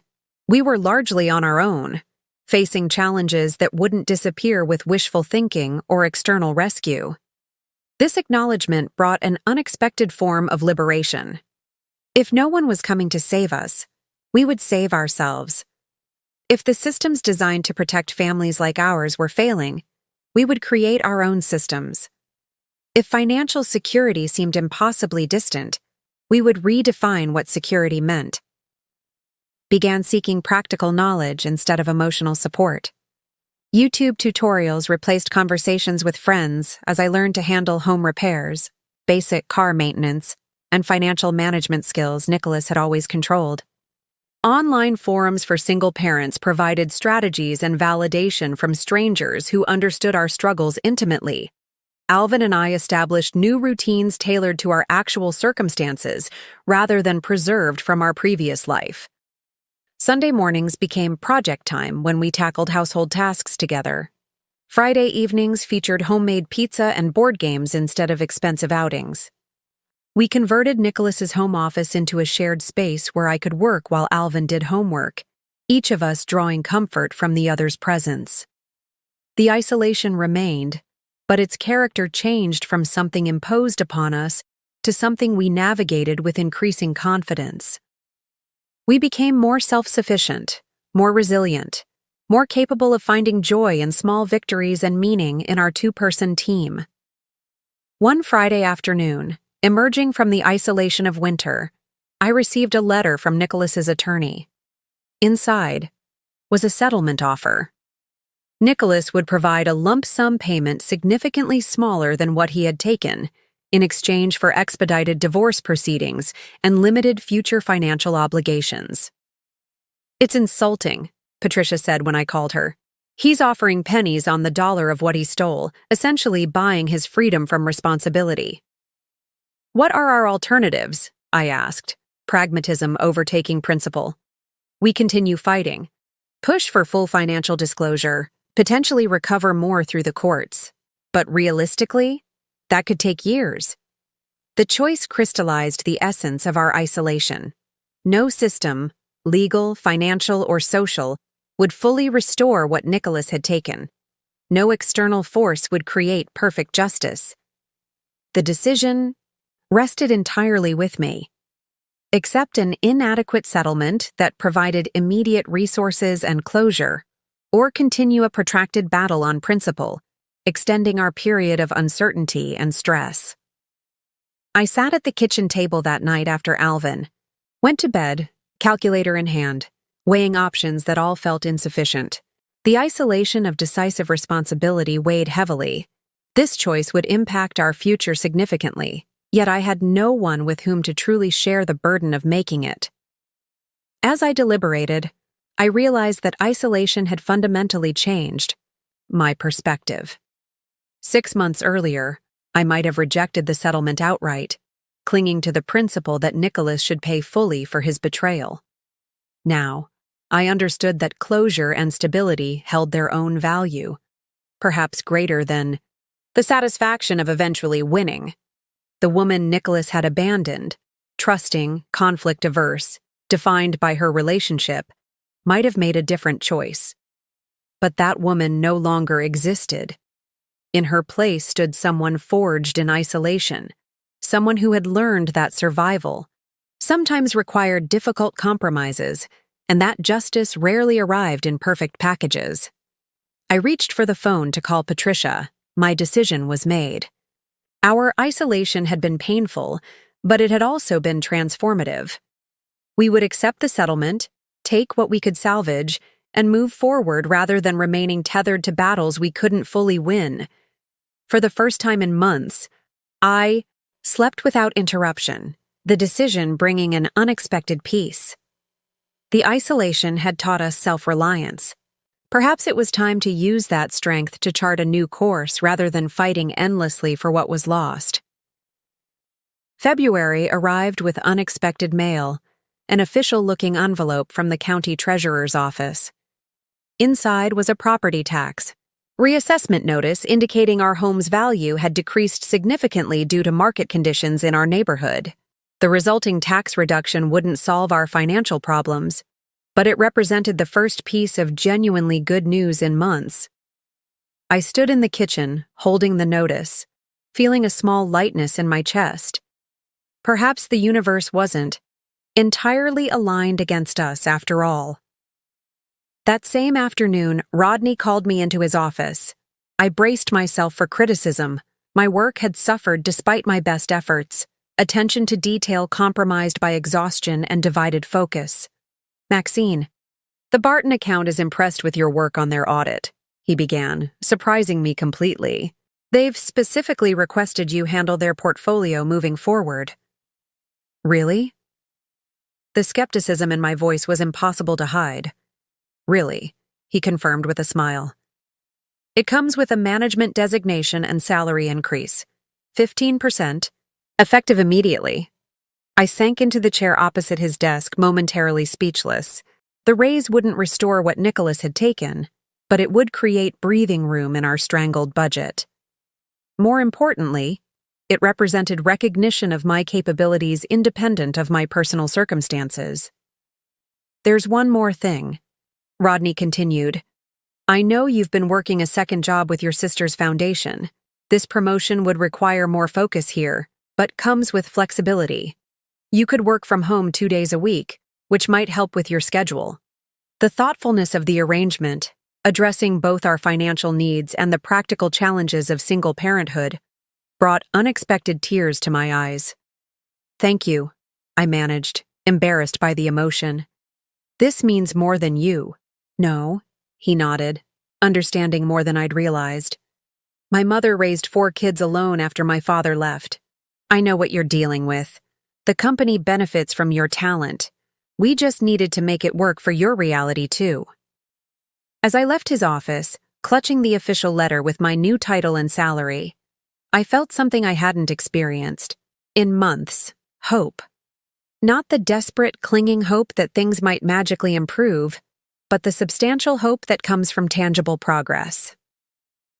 That weekend, another form of unexpected support arrived. Nicole called with news about our financial investigation. "We've located one of Nicholas's offshore accounts," she said, her voice animated with rare excitement. "It was opened 6 months before he left, which strengthens the fraud case substantially. Can we recover anything from it?" That's the good part. The account is still active, with approximately $12,000 remaining. We've obtained a court order to freeze it pending the outcome of your divorce settlement. Not a fortune, but enough to make a difference. Enough to rebuild a modest emergency fund. Enough to prove Nicholas wasn't as clever as he thought. "There's more," Nicole continued. "Trisha Morgan has returned to the States. Alone." The information took a moment to process. "They split up?" "Apparently. She's taken a position with a firm in Chicago, started 2 weeks ago. My contact says she's been cooperating with some inquiries regarding Nicholas's financial activities. The implications were significant. Trisha might have information about other hidden accounts, about Nicholas's current whereabouts, about plans they had made together before reality intervened." "Why would she help us?" I asked, suspicious of convenient developments after so many. Setbacks. Self-preservation, most likely. If she knowingly participated in financial fraud, she could face legal consequences. Cooperation mitigates that risk. I thanked Nicole and hung up, processing this potential ally from the most unexpected quarter. The woman who had participated in destroying my family might now help us recover some measure of security. The irony wasn't lost on me. Monday morning brought another surprise when Alvin's principal called. "Mrs. Walsh, I wanted to let you know about a scholarship opportunity," she began. "The district has a program for students facing significant life changes. It would cover Alvin's after-school care and summer enrichment programs completely. The assistance would eliminate a major strain on our budget while providing Alvin with activities I couldn't otherwise afford. More importantly, it would give him structured time with peers and mentors during hours I needed to work." "How did you know we needed this?" I asked, genuinely curious. "Your son's counselor recommended him. She's been impressed with his resilience but concerned about the pressure he puts on himself. She thought this might help maintain his academic progress while relieving some of the isolation he's experiencing." The observation was perceptive.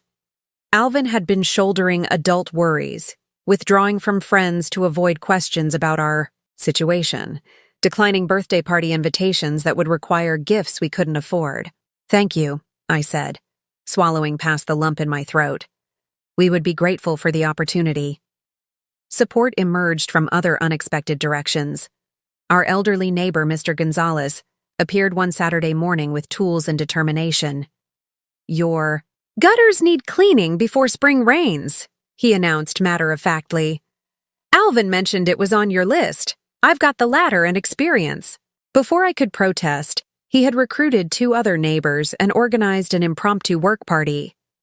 By afternoon, not only were the gutters cleared, but the leaky kitchen faucet was repaired, burnt-out exterior lights replaced, and a wobbly railing on the back steps secured. I tried to pay them, but Mr. Gonzalez waved away my offer. "My wife died 10 years ago," he said quietly. "The neighbors showed up with casseroles and help for months. That's what community means. Today it's your turn to receive. Someday you'll be the one showing up for someone else." His perspective shifted something inside me. I had been viewing assistance as charity, as evidence of our reduced circumstances.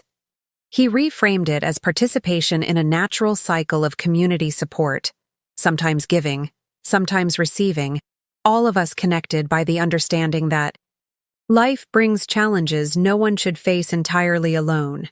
Even Selena, whose relationship with me had fractured over Nicholas's attempted contact, found her way back to support. She called one evening, her voice tentative. "I've been thinking about our last conversation," she began. "You were right about Nicholas. I wanted to believe he had changed, but his actions speak louder than words." "What happened?" I asked, sensing a story behind her reversal. "He asked his father for money, claimed he needed it for legal fees to fix things with you and Alvin. When George questioned him about returning what he took from you first, Nicholas became angry, said some unforgivable things. The revelation wasn't surprising, but validated my instincts about Nicholas's attempts at contact. Not genuine remorse, just another angle for manipulation. "I'm sorry," I said, meaning it. No mother should have to acknowledge such truths about her child. "I'm the one who's sorry," Selena replied. "I should have been a better support to you and Alvin. If you'll allow it, I'd like to try again." Her humility touched me. "Alvin would love to see you." And honestly, so would I. The following weekend, she visited, bringing not just presents for Alvin but practical support for me. A gift card for groceries, offers to help with childcare, and most valuably, emotional validation of the challenges we faced. Perhaps the most unexpected support came through Alvin's school project. His class was studying community heroes, and he had chosen first responders as his topic. The assignment required interviewing someone in the field. "Ms. Winters knows a firefighter who might talk to me," he explained. "Her name is Nicole Franklin. She's coming to our class tomorrow." The project sparked Alvin's enthusiasm in a way I hadn't seen since Nicholas left. He prepared questions, read books about firefighting, and talked animatedly about careers in emergency services. When Ms. Winters called to ask if Nicole could drive him home after their interview, I agreed gratefully, appreciating the mentor's interest in my son. Nicole Franklin turned out to be not just any firefighter, but the station captain, a woman in her late 30s with an easy manner and natural rapport with children. She appeared on our doorstep with Alvin chattering beside her, his face alight with excitement. "Your son is quite the interviewer," she said with a warm smile. "Most kids ask about sliding down poles and driving the truck. He wanted to know about stress management and community outreach programs." "That sounds like Alvin," I agreed, inviting her in for coffee. Over the next hour, I learned Nicole was a single parent herself, raising a 13-year-old daughter while managing her demanding career. She spoke candidly about the challenges, offering practical advice without minimizing difficulties. "The hardest part for me was accepting that I couldn't do it all perfectly," she admitted. "Some days good enough has to be enough." The permission to be imperfect, to acknowledge limitations without shame, felt revolutionary. Here was someone who understood our reality, who had navigated similar waters and emerged successful but honest about the journey's difficulties. As she was leaving, she handed me a business card. "The department has a youth program starting next month. Activities, mentoring, life skills. Alvin would be perfect for it. And the parents have their own support network. Think about it." The offer represented more than activities for Alvin or networking for me. It suggested belonging, a community where our situation wasn't unusual or defining, where single-parent families were the norm rather than the exception. That night, reviewing the unexpected support that had materialized when I least expected it, I realized something important. We had never truly been alone. The isolation I had felt so acutely was partly circumstantial, but also partly perceptual. My own reluctance to accept help, to acknowledge need, to connect from a position of vulnerability rather than strength. As I tucked Alvin in, he said something that crystallized this understanding. "Mom, remember when you said we were a team, just the two of us?" I nodded, recalling the desperate reassurance offered in our darkest moments. "I think our team is getting bigger," he observed sleepily. And that's okay, right? Yes, I said, smoothing his hair. That's more than okay. That's exactly what we need. The unexpected support wouldn't solve all our problems. Nicholas had still taken what wasn't his to take. The legal system still moved with glacial slowness. Financial recovery remained a long, arduous path. But the emergence of allies and assistants from unexpected quarters had changed something fundamental in our outlook. We were no longer facing these challenges in isolation. We had begun to build a network, different from what we had before, perhaps stronger for being deliberately chosen rather than circumstantially acquired. Not a replacement for what was lost, but something new and valuable in its own right. March. Arrived with unexpected momentum. The settlement negotiations with Nicholas's attorneys had stalled again, but Patricia called with news that changed our trajectory completely. The judge has ordered an asset freeze, she announced, triumph evident in her voice. Based on the evidence of fraud and the offshore account Nicole identified, the court has frozen all Nicholas's known financial holdings pending the final divorce decree. What does that mean exactly? I asked, afraid to hope after so many disappointments. It means he can't continue moving money around to hide it. It means we have leverage for the first time. His attorney called this morning wanting to expedite resolution, code for Nicholas is finally feeling the pressure. The breakthrough wasn't just practical, but psychological. For months, Nicholas had operated with impunity, enjoying our resources while we struggled with the consequences of his actions. Now, finally, the scales of justice were beginning to balance. There's more, Patricia continued. Tricia Morgan has provided documentation of additional accounts in the Cayman Islands. She claims Nicholas told her the money was from investment returns, not your family's savings. When she discovered the truth, it contributed to their breakup. Absorbed this information, processing its implications. So she's positioning herself as another victim? Essentially. Her attorney is negotiating immunity from potential fraud charges in exchange for her cooperation. Regardless of her motives, her information is valuable to us. The revelations triggered a cascade of progress. Within days, we received confirmation of 3 previously unknown accounts containing approximately $72,000. Not the entire amount Nicholas had taken, but a substantial portion. The court ordered immediate transfer of these funds to an escrow account pending final settlement. When the first deposit appeared in our newly established account, $32,250, I stared at the figure on the computer screen, momentarily unable to process what I was seeing. After months of pinching pennies, of calculating to the dollar how much gas we could afford, of deferring medical appointments and home repairs, the amount seemed almost unreal. I called Patricia immediately. Can I use this money now, or is it still tied up somehow? It's yours, she confirmed. The judge specifically released these initial funds for your use, given the financial hardship you've experienced. That evening, I sat with Alvin at the kitchen table, a notepad between us. We need to make some decisions, I explained. Some of Dad's money has been returned to us. His eyes widened. All of it? Not all, but enough to make things better. I want you to help me decide how to use it. We made 3 columns on the paper: need, want, and future.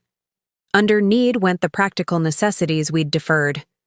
The car's overdue maintenance, the house's failing water heater, proper winter, clothes for Alvin's rapidly growing frame, and the establishment of a proper emergency fund. Want contained modest indulgences, pizza delivery instead of homemade for our Friday tradition, new soccer equipment for Alvin, a spa day for me to address the tension headaches that had become chronic companions. Future held our most important priority, rebuilding Alvin's college fund with an initial deposit of $20,000. Is that really going to be enough? Alvin asked, studying the paper with unusual seriousness for a child his age. College costs a lot. It's a start, I explained. We'll add to it over time. And there are scholarships, grants, and other options when the time comes. The important thing is that we're back on track." He nodded, then pointed to the want column with unexpected insistence. "You should get new clothes too, not just me. All your stuff is old and too big now." His observation startled me. I had lost weight from stress and overwork, but hadn't prioritized replacing clothes that now hung loosely on my frame. Somehow my 10-year-old had noticed what I'd overlooked in the daily rush of survival. "Okay," I agreed, adding it to the list. New clothes for both of us. That weekend brought our first shopping trip in nearly a year that wasn't strictly limited to necessities. We approached it methodically, still conscious of value and practicality, but with the novel luxury of choosing based on preference rather than merely price. Alvin selected new shoes without checking clearance racks first. I purchased work clothes that actually fit my changed body. We bought groceries without calculating the running total as items went into our cart. Small freedoms, but they represented a monumental shift in our daily reality. The most significant breakthrough came the following week when I received an unexpected call from James Henderson, Nicholas's former colleague whose New Year's party we hadn't been invited to. "Maxine, I hope I'm not overstepping," he began awkwardly. "But I've been following the situation with Nicholas through industry channels. What he did, it's unconscionable." I murmured non-committal agreement, unsure where the conversation was heading. "The reason I'm calling is that our investment firm is launching a new division focused on family financial planning. We need someone with accounting expertise who also understands the challenges families face during transitions. Your name came up in our search." The job offer took me completely by surprise. The position would mean higher pay, more responsibility, and most importantly, work that aligned with my evolving perspective on financial security and family protection. "I don't understand," I said honestly. 6 months ago, your wife couldn't get me out of the grocery store fast enough. Now your firm wants to hire me?" James had the grace to sound embarrassed. "We handled that poorly. The truth is, we didn't know how to respond to what happened. Nicholas had been our colleague for years. We didn't have all the facts. And now, you do? The financial community talks. When fraud allegations become public, people pay attention. What we know now makes it clear who the wronged party was. We'd like to make it right, if you're interested." I didn't accept immediately, taking time to research the firm, discuss the opportunity with Rodney, who was supportive though sad to lose me, and consider how it would affect our still stabilizing routine. After careful consideration, I negotiated terms that included flexibility for Alvin's needs and accepted the position. The new job represented more than financial improvement. It signified professional recognition, independent of Nicholas's shadow, an opportunity to use my hard-earned wisdom to help others navigate financial challenges. The interview process had focused on my strengths, my experience, my potential, all elements of identity I had begun to reclaim. These external breakthroughs paralleled internal ones. The constant knot of anxiety in my chest had begun to loosen.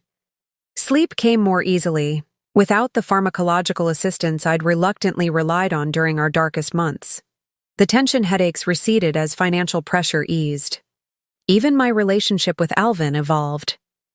As immediate survival concerns diminished, we found space for ordinary parent-child interactions rather than functioning as crisis management partners.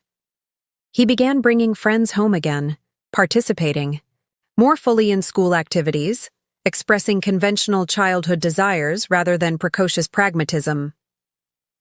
One evening, helping him with homework, I realized he was humming, an unconscious expression of contentment I hadn't heard in nearly a year. The sound brought tears to my eyes, a physical manifestation of our gradual healing.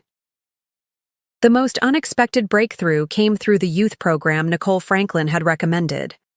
Alvin thrived in the structured activities, developing friendships with other children from single-parent homes. For the first time since Nicholas left, He could discuss his family situation without shame or exceptionalism. These children understood without explanation. I found similar acceptance in the parent support network, where stories like mine were common. Some situations were worse. Partners who had disappeared without a trace, leaving even greater financial devastation. Others were less severe but equally instructive. Together, we shared resources, advice, and the profound relief of being truly understood. During one support meeting, I found myself counseling a newly single mother overwhelmed by financial chaos. As I explained basic steps for establishing independence, separate accounts, credit monitoring, expense tracking, I realized how much knowledge I had gained through necessity. "You make it sound manageable," she said, wiping away tears. "I've been drowning in panic." "It is manageable," I assured her. "Not easy, not fair, but definitely manageable. And you don't have to figure it all out alone." The ability to help someone else navigate what I had faced represented perhaps the most significant breakthrough, the transformation of our hardship into wisdom that could benefit others. My pain had purpose. My experience had value beyond my personal growth. As spring's renewal mirrored our circumstances, I recognized how far we had come. The breakthrough wasn't just in recovered funds or improved employment. It was in Alvin's returning laughter, in my rediscovered confidence, in our evolving definition of security that relied more on resilience than on false guarantees. Nicholas had taken much from us, but he hadn't taken everything. What remained? Our bond, our determination, our newly discovered strength, seemed increasingly sufficient foundation for the future we were rebuilding. April marked the 1-year anniversary of Nicholas's abandonment. I hadn't planned to acknowledge the date, but my body remembered what my mind tried to forget. I woke that morning with a heaviness in my chest, memories surfacing unbidden. The empty accounts, the hastily scrawled note. The moment I realized our life together had been built on shifting sand, Alvin sensed my mood with his uncanny perceptiveness. "You're sad today," he observed over breakfast. "Just thinking," I replied, forcing a smile. "Big day at work." He studied me with eyes too, knowing for his age. "It's been a year since Dad left, hasn't it?" The question caught me off guard. I'd never told him the exact date, had tried to shield him from such painful milestones. "Yes," I admitted, seeing no point in pretense. "But we're okay now. Better than okay." He nodded solemnly. "We made it a whole year without him." The simple observation reframed everything.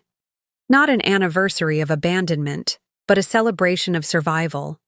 Not a day to mourn what was lost, but to acknowledge what had been gained.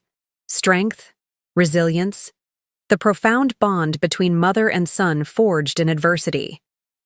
"You're right," I said, reaching for his hand. "We did make it, and that's something to be proud of." That evening, we marked the milestone in our own way, not with cake or celebration, but with a ceremonial clearing of Nicholas's remaining possessions from the attic. Together, we sorted through boxes of his old clothes, books, and mementos, deciding what to donate, what to discard, and the few items Alvin wanted to keep. "Dad won't need these when he comes back?" Alvin asked as we filled donation bags, testing my reaction rather than expressing genuine expectation. "Your father has chosen a different life," I said carefully. "Even if he returned to the States someday, he wouldn't be returning to this house." Alvin considered this, folding a sweatshirt with methodical precision. "I used to wish every night that he'd come home. I don't wish that anymore." The admission carried no sadness, just simple truth, evidence of healing I hadn't fully recognized until that moment. Alvin wasn't waiting anymore, wasn't defining himself by his father's absence. He had reclaimed his childhood from the shadow of abandonment. This reclamation of agency extended beyond emotional healing. The financial recovery continued as Tricia's testimony led investigators to additional hidden accounts. Nicholas, feeling the pressure of frozen assets and potential criminal charges, became more cooperative with settlement negotiations. "He's realized his options are narrowing," Patricia explained during our monthly update. "International banking regulations have tightened. Countries that once offered easy anonymity now require more documentation. The narrative of wronged husband seeking freedom doesn't play well when fraud evidence mounts." The settlement offer that arrived the following week reflected this changing power dynamic. Full release of all identified funds, clear division of remaining joint assets, and most surprisingly, abandonment of Nicholas's claim to the house in exchange for immunity from criminal prosecution. "Is this real?" I asked Patricia, suspicious of sudden generosity from a man who had fought every concession. "Very real. Nicholas is facing serious consequences if we pursue the criminal fraud angle. This settlement gives him a path to avoid prosecution while providing you with clean financial separation." I studied the documents, noting Nicholas's signature on the final page, the same distinctive scrawl that had appeared on birthday cards, anniversary notes, and finally, the letter ending our marriage. The familiar handwriting no longer triggered pain, just a distant recognition, like identifying a song from childhood. "What do you think?" Patricia asked when I remained silent. "I think we should accept," I said decisively, "not because it's perfect justice, but because it gives us closure and security. That's worth more than extending this fight." The decision marked another reclamation of agency, choosing resolution over righteous battle, practical healing over perfect vindication. Nicholas would never fully pay for the emotional damage he had caused, but the settlement would secure our financial future and sever the legal ties binding us to his choices. This newfound agency extended to my professional life as well. My position at Henderson Financial had evolved beyond initial expectations, my perspective as a financially ambushed spouse, providing valuable insight for the firm's family protection services. James had begun including me in client consultations specifically to address vulnerability assessment, identifying and securing potential risk points in family financial structures. "Your experience gives you credibility clients respect," he explained after one particularly successful meeting. "You've lived what most people only fear." The observation highlighted another unexpected reclamation: the transformation of victimhood into expertise, weakness into wisdom. The very experience that had nearly destroyed us now formed the foundation of my professional value. At home, reclaiming agency meant reimagining our space. With settlement funds available and our financial footing stabilized, I began methodically updating the house Nicholas and I had purchased together, replacing the memories embedded in its features with choices that reflected our current needs and preferences. Alvin and I painted his room, abandoning the sports theme Nicholas had insisted upon for the space-inspired design Alvin had always wanted. We converted the formal dining room we rarely used into a combination homework zone and home office where we could work companionably. The master bedroom, a space I had found difficult to reclaim after Nicholas's departure, underwent the most dramatic transformation, with new paint, bedding, and arranged furniture creating an environment that held no echoes of my former marriage. "It doesn't feel like Dad's house anymore," Alvin observed as we arranged new photographs throughout the freshly painted living room. "It's ours now." His comment captured exactly what I had hoped to achieve: not erasure of the past, but reclamation of space for our present reality. The house had been a symbol of what Nicholas had taken. Now it embodied what we had rebuilt. Perhaps the most significant act of reclaiming agency came with my decision to legally restore my maiden name, Henderson. The choice wasn't about erasing the past. Alvin would maintain his father's surname, but about reclaiming an identity independent of the marriage that had ended. "Are you sure?" Maxine asked when I mentioned the decision. "It might be confusing for Alvin, having different last names." "I've discussed it with him," I explained. "He understands this isn't about rejecting our family connection, but about me reclaiming something important. In truth, Alvin had understood more readily than most adults, accepting with a child's adaptability that Mom is taking back her first family name, while he maintained connection to both lineages. The name change process involved countless forms and administrative hurdles: driver's license, social security card, credit cards, professional certifications, each requiring documentation of the divorce decree, each representing another step toward fully reclaimed identity. When the final document arrived, a new passport bearing Maxine Henderson, I felt a sense of completion that had nothing to do with legal status and everything to do with psychological liberation. The woman in the passport photo looked different from the one who had shared Nicholas's name. More self-possessed, certainly, but also more authentically herself. This reclamation of identity extended to social relationships as well. I began carefully rebuilding connections that had frayed during our crisis period, no longer from a position of need but from one of recovered strength. Some friendships had weathered the storm and emerged stronger. Others had revealed fundamental incompatibilities or conditional acceptance that couldn't be overlooked. Most significantly, I allowed myself to establish new connections, joining a book club through the library, accepting dinner invitations from colleagues, participating in community events without Nicholas's mediating presence. These activities weren't attempts to fill the space he had left, but expressions of the person I was becoming, someone with interests, opinions, and social needs independent of marital status. One warm Saturday in late April, I found myself sitting on our newly refinished deck, watching Alvin practice soccer moves in the backyard. He had grown taller over the difficult year, his face losing some of its childish roundness, his movements more coordinated and purposeful. He had changed, as children do, but also in ways unique to our shared experience, developing resilience, empathy, and perspective beyond his years. I had changed too, in ways both visible and internal. The financial expertise forced upon me, by necessity, had become professional strength. The self-reliance required by single parenthood had revealed capabilities I hadn't known I possessed. The painful dismantling of what I thought was security had led to a more authentic understanding of what truly made us safe. Not dependent trust, but informed confidence. Not external guarantees, but internal resilience.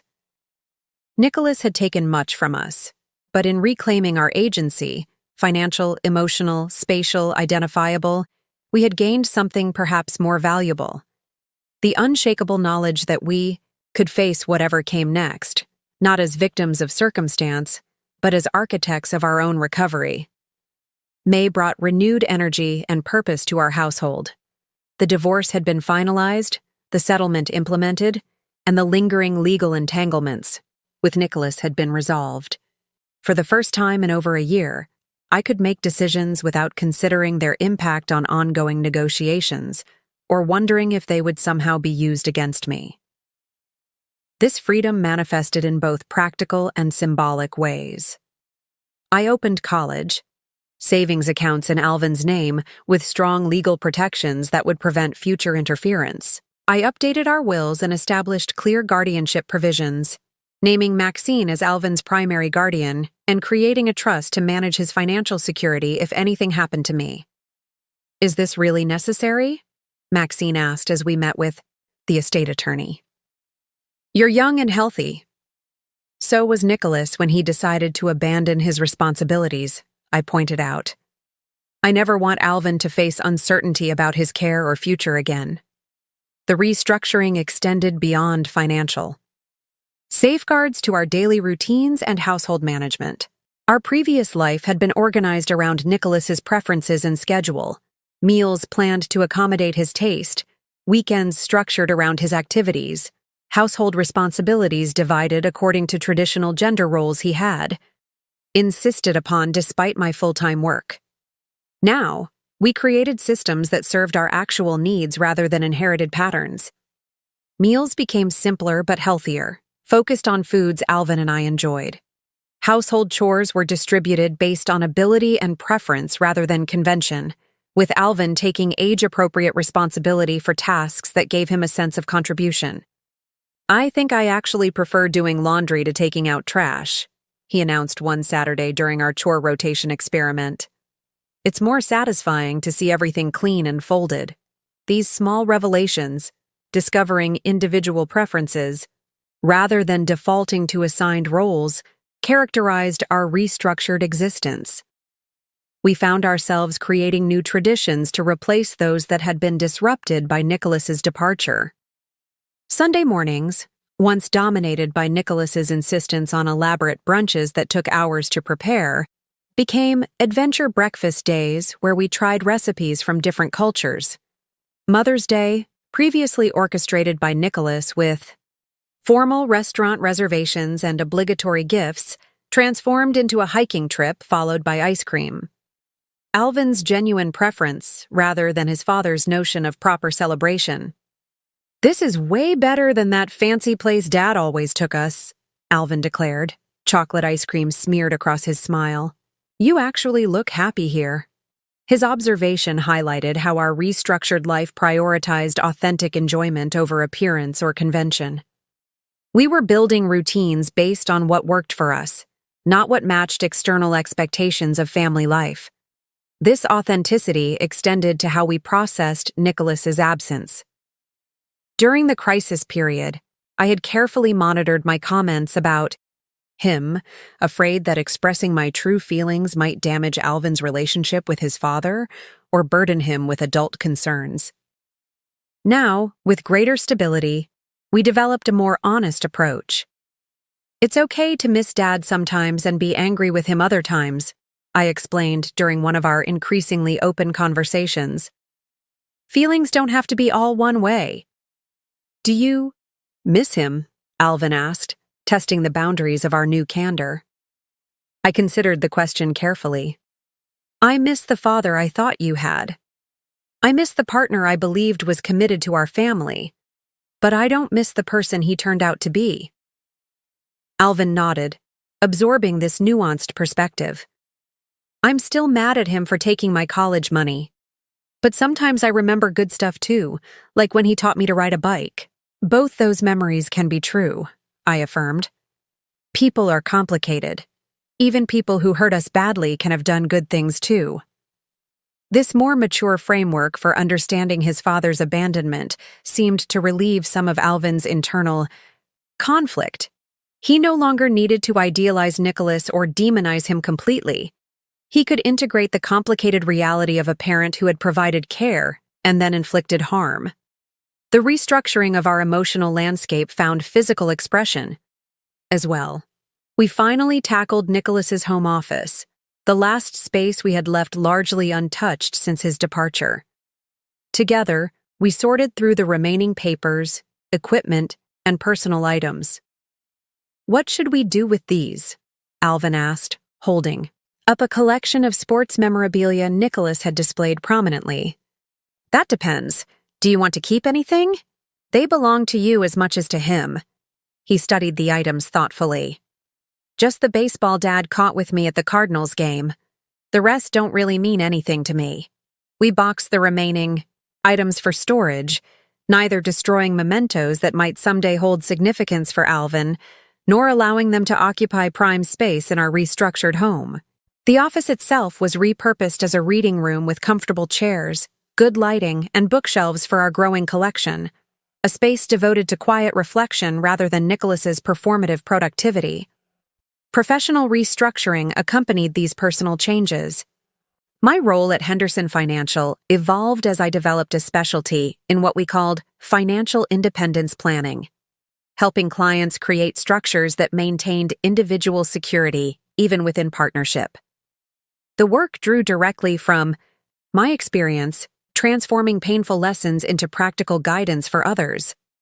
"You've turned adversity into expertise," James observed during my 6-month review. "Clients connect with your story in a way that builds immediate trust."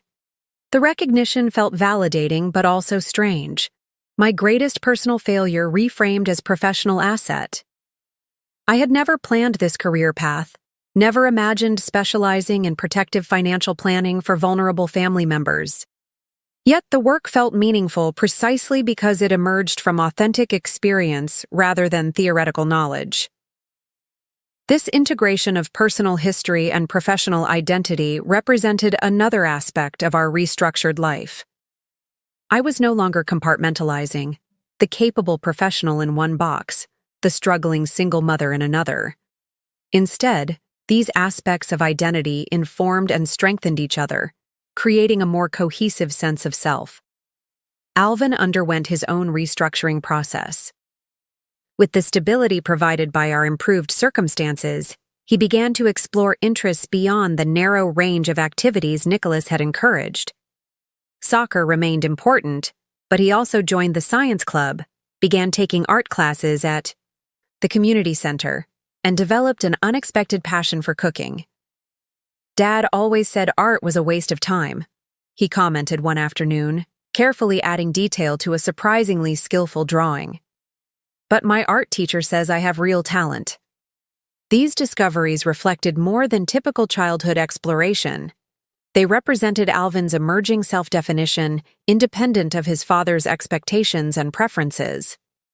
Nicholas had emphasized competitive sports and practical skills. Alvin was discovering his own aptitudes for creativity and collaborative activities. Our social world restructured as well, expanding beyond the couples-oriented gatherings that had characterized our lives with Nicholas. I developed friendships with other single parents through Alvin's activities and support groups. We established regular game nights with Maxine's family. Even my parents, initially critical of my handling of the separation, had begun visiting more frequently, gradually adapting to our new family configuration. "You've done remarkably well," my father acknowledged during their spring visit. The closest he would come to admitting his earlier advice had been misguided. "The house looks good. Alvin seems happy. You seem stronger somehow." The observation captured an essential truth about our restructured life. We hadn't merely survived Nicholas's betrayal. We had rebuilt something that, while different from our previous existence, contained elements of authentic strength the old structure had lacked. The foundation of this new construction was honesty about our circumstances, our feelings, our needs, and our capabilities. We no longer maintained facades of perfection or conventional family life. Instead, we acknowledged challenges directly, celebrated small victories genuinely, and built systems that reflected our actual situation, rather than aspirational images. 1 year after Nicholas's abandonment, our restructured life wasn't perfect. Financial challenges still arose. Alvin still experienced moments of grief or confusion about his father's absence. I still confronted the complex emotions of betrayal and recovery. But these challenges existed within a framework designed to address reality rather than maintain illusions, a structure built for resilience rather than appearance. "We're different now, aren't we, Mom?" Alvin observed one evening as we prepared dinner together, a domestic scene that would have been unimaginable in our previous life where Nicholas dominated the kitchen on the rare occasions he cooked. "Yes," I agreed, watching him confidently measure ingredients. "Different, but good different, I think." He nodded, his expression thoughtful. "I like who we are now, even though getting here was really hard." His wisdom, beyond his years but earned through experience, encapsulated the essence of our restructured existence. We had not chosen the catastrophe that forced us to rebuild, but we had chosen how to construct what came after, a life more authentically ours than the one we had lost. Summer arrived with unexpected news. Nicole called one evening, her professional tone immediately alerting me that this wasn't a social call. "We've received intelligence that Nicholas Walsh has returned to the United States," she said without preamble. "Immigration records show he entered through Miami 3 days ago." The information landed like a physical blow. After more than a year abroad, after all the legal proceedings conducted through attorneys and international channels, Nicholas was back on American soil, within driving distance. "Has he made contact with anyone locally?" I asked, instinctively lowering my voice though Alvin was at soccer practice. Not that we know of. But I wanted you to be prepared in case he attempts to approach you or Alvin. Directly. After we hung up, I sat motionless at the kitchen table, processing implications. The divorce was final. The settlement implemented. The legal ties severed. Yet Nicholas's physical return threatened the stability we had worked so hard to establish. Would he try to see Alvin? Attempt to renegotiate terms? Simply appear at our door expecting… what? I called Patricia immediately, who confirmed the information and outlined our options. The custody agreement is clear, she reminded me. He has no visitation rights until he completes the court-mandated parenting evaluation and financial responsibility courses. If he approaches Alvin without following proper channels, it would constitute a violation. I notified Alvin's school, his soccer coach, and the summer program administrators, providing Nicholas's photo and clear instructions. Alvin was not to leave with his father under any circumstances. That evening, I faced the hardest conversation, preparing Alvin without frightening him. "Your father has returned to the country," I said carefully as we walked the dog. "He might try to contact you." Alvin's step faltered momentarily. "Does he want to see me?" "I don't know his intentions," I admitted. "But if he approaches you at school or somewhere I'm not present, I need you to tell an adult immediately and call me. Not because it's dangerous, but because there are legal procedures he needs to follow first." Alvin considered this with his characteristic thoughtfulness. What if I don't want to see him? The question revealed growth I hadn't fully recognized, from a child desperately missing his father to one capable of setting boundaries based on self-protection. "That's your decision to make," I assured him. "You can always say no, and any adult who knows our situation will support that choice." For 2 weeks, we maintained heightened vigilance. I varied our routines, accompanied Alvin to activities I might normally have dropped him at, kept my phone constantly accessible. The strain of anticipation created a low-grade tension that permeated our carefully reconstructed life. Then came the letter, delivered by certified mail rather than personal appearance.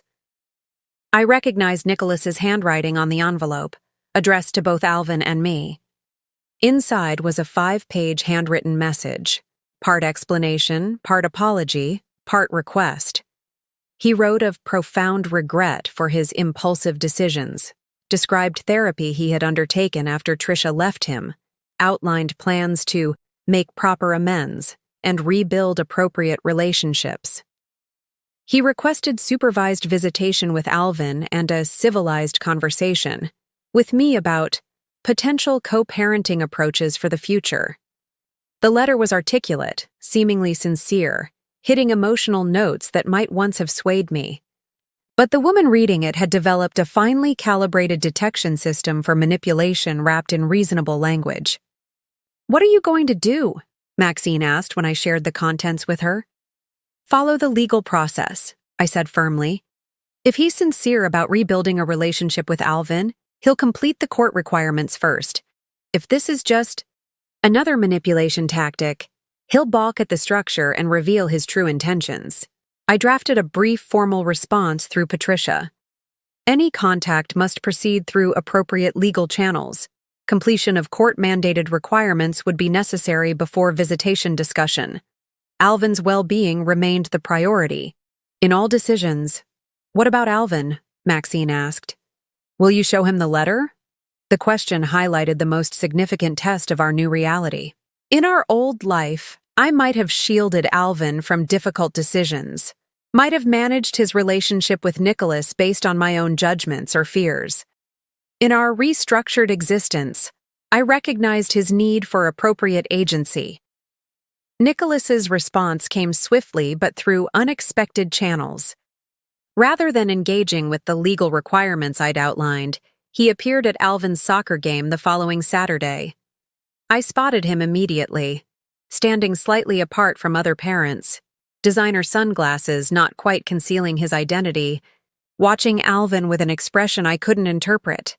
My pulse accelerated, protective instincts flaring. I scanned for security personnel, positioned myself to intercept if he approached the field. He made no move toward Alvin, instead catching my eye and gesturing toward the parking lot, a request for conversation away from the children. After a moment's deliberation, I nodded to Coach Bennett, who understood the situation and promised to keep Alvin on the field. Nicholas had aged. The man who approached me looked thinner, his designer clothes hanging slightly loose, fine lines, etched around his eyes that hadn't been there before. Paradise, apparently, had extracted its own costs. "Maxine," he began, voice softer than I remembered. "Thank you for speaking with me." "This isn't appropriate," I replied evenly.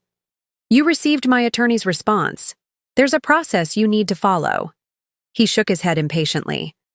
"I'm not interested in jumping through bureaucratic hoops just to see my son. Those hoops exist to protect Alvin's well-being after you abandoned him without a word. They're not optional."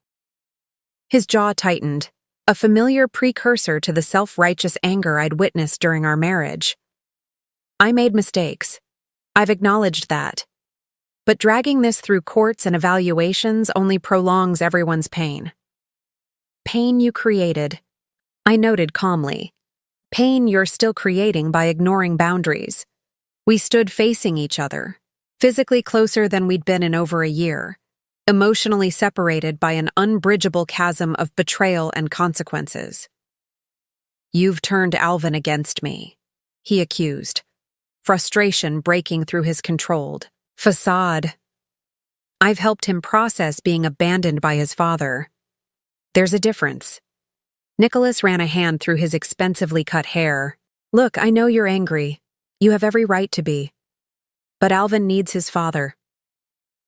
Alvin needed his father last year when you cleaned out his college fund and disappeared.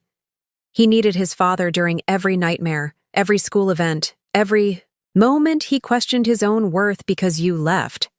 Where were you then?" My voice remained steady, not rising into the emotional response he seemed to expect. This wasn't the confrontation he had scripted. The hysterical ex-wife he could dismiss as unreasonable, the vindictive mother keeping him from his child. Instead, he faced a woman speaking uncomfortable truths with the clarity of someone who had processed her anger into resolve. "I want to make it right," he insisted. "I've changed." Then demonstrate that change by respecting the process.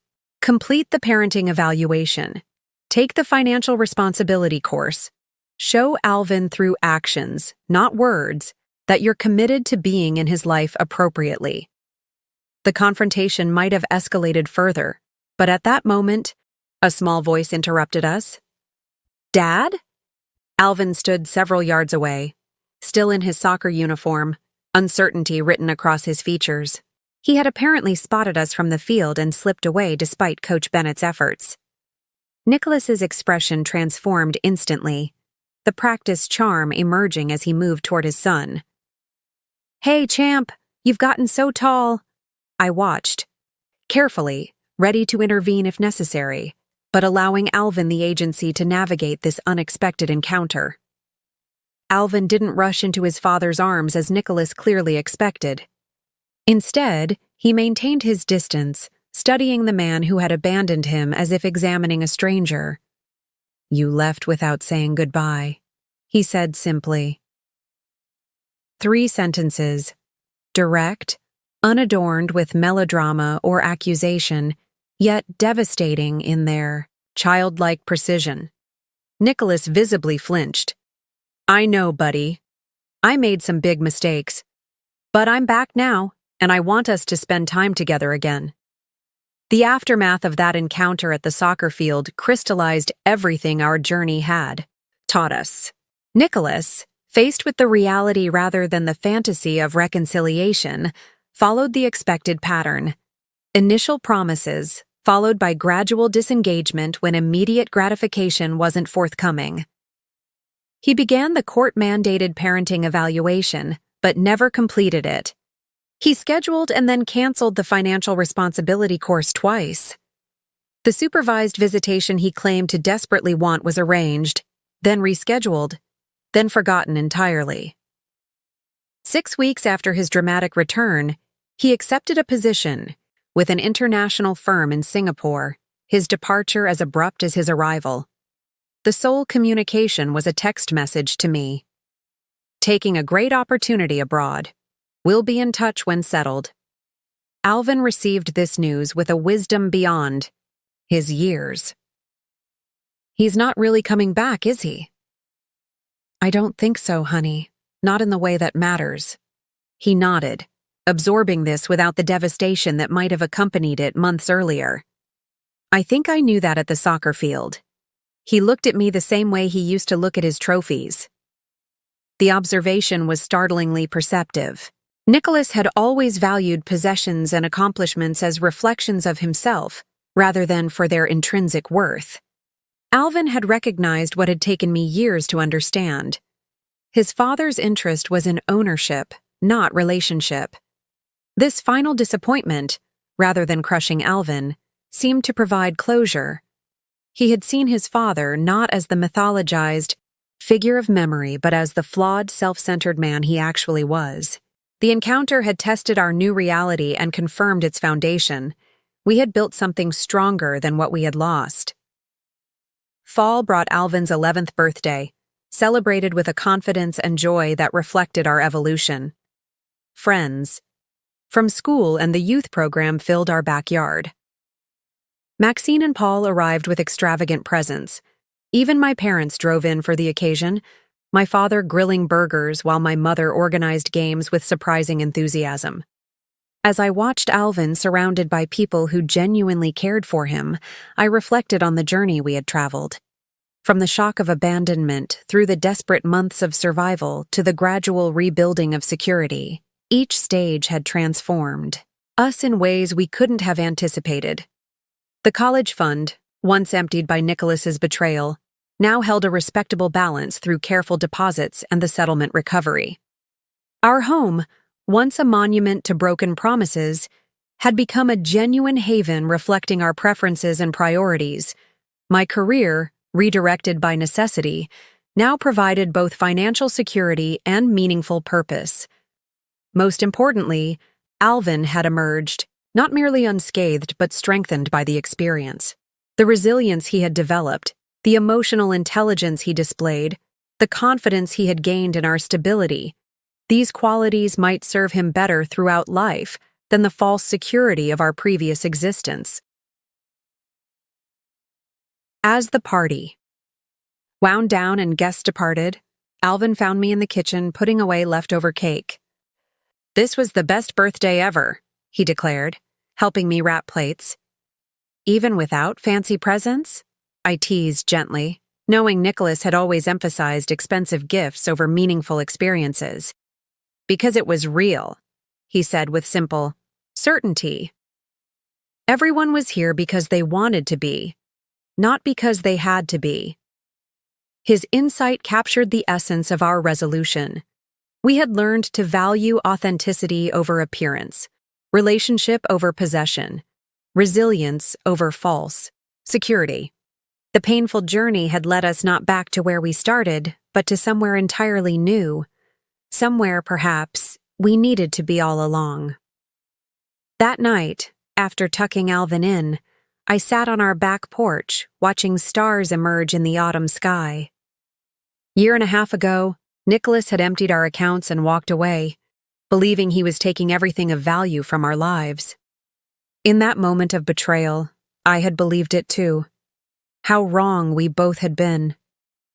What remained after his theft, our bond, our determination, our capacity for growth, had proven more valuable than anything he had taken.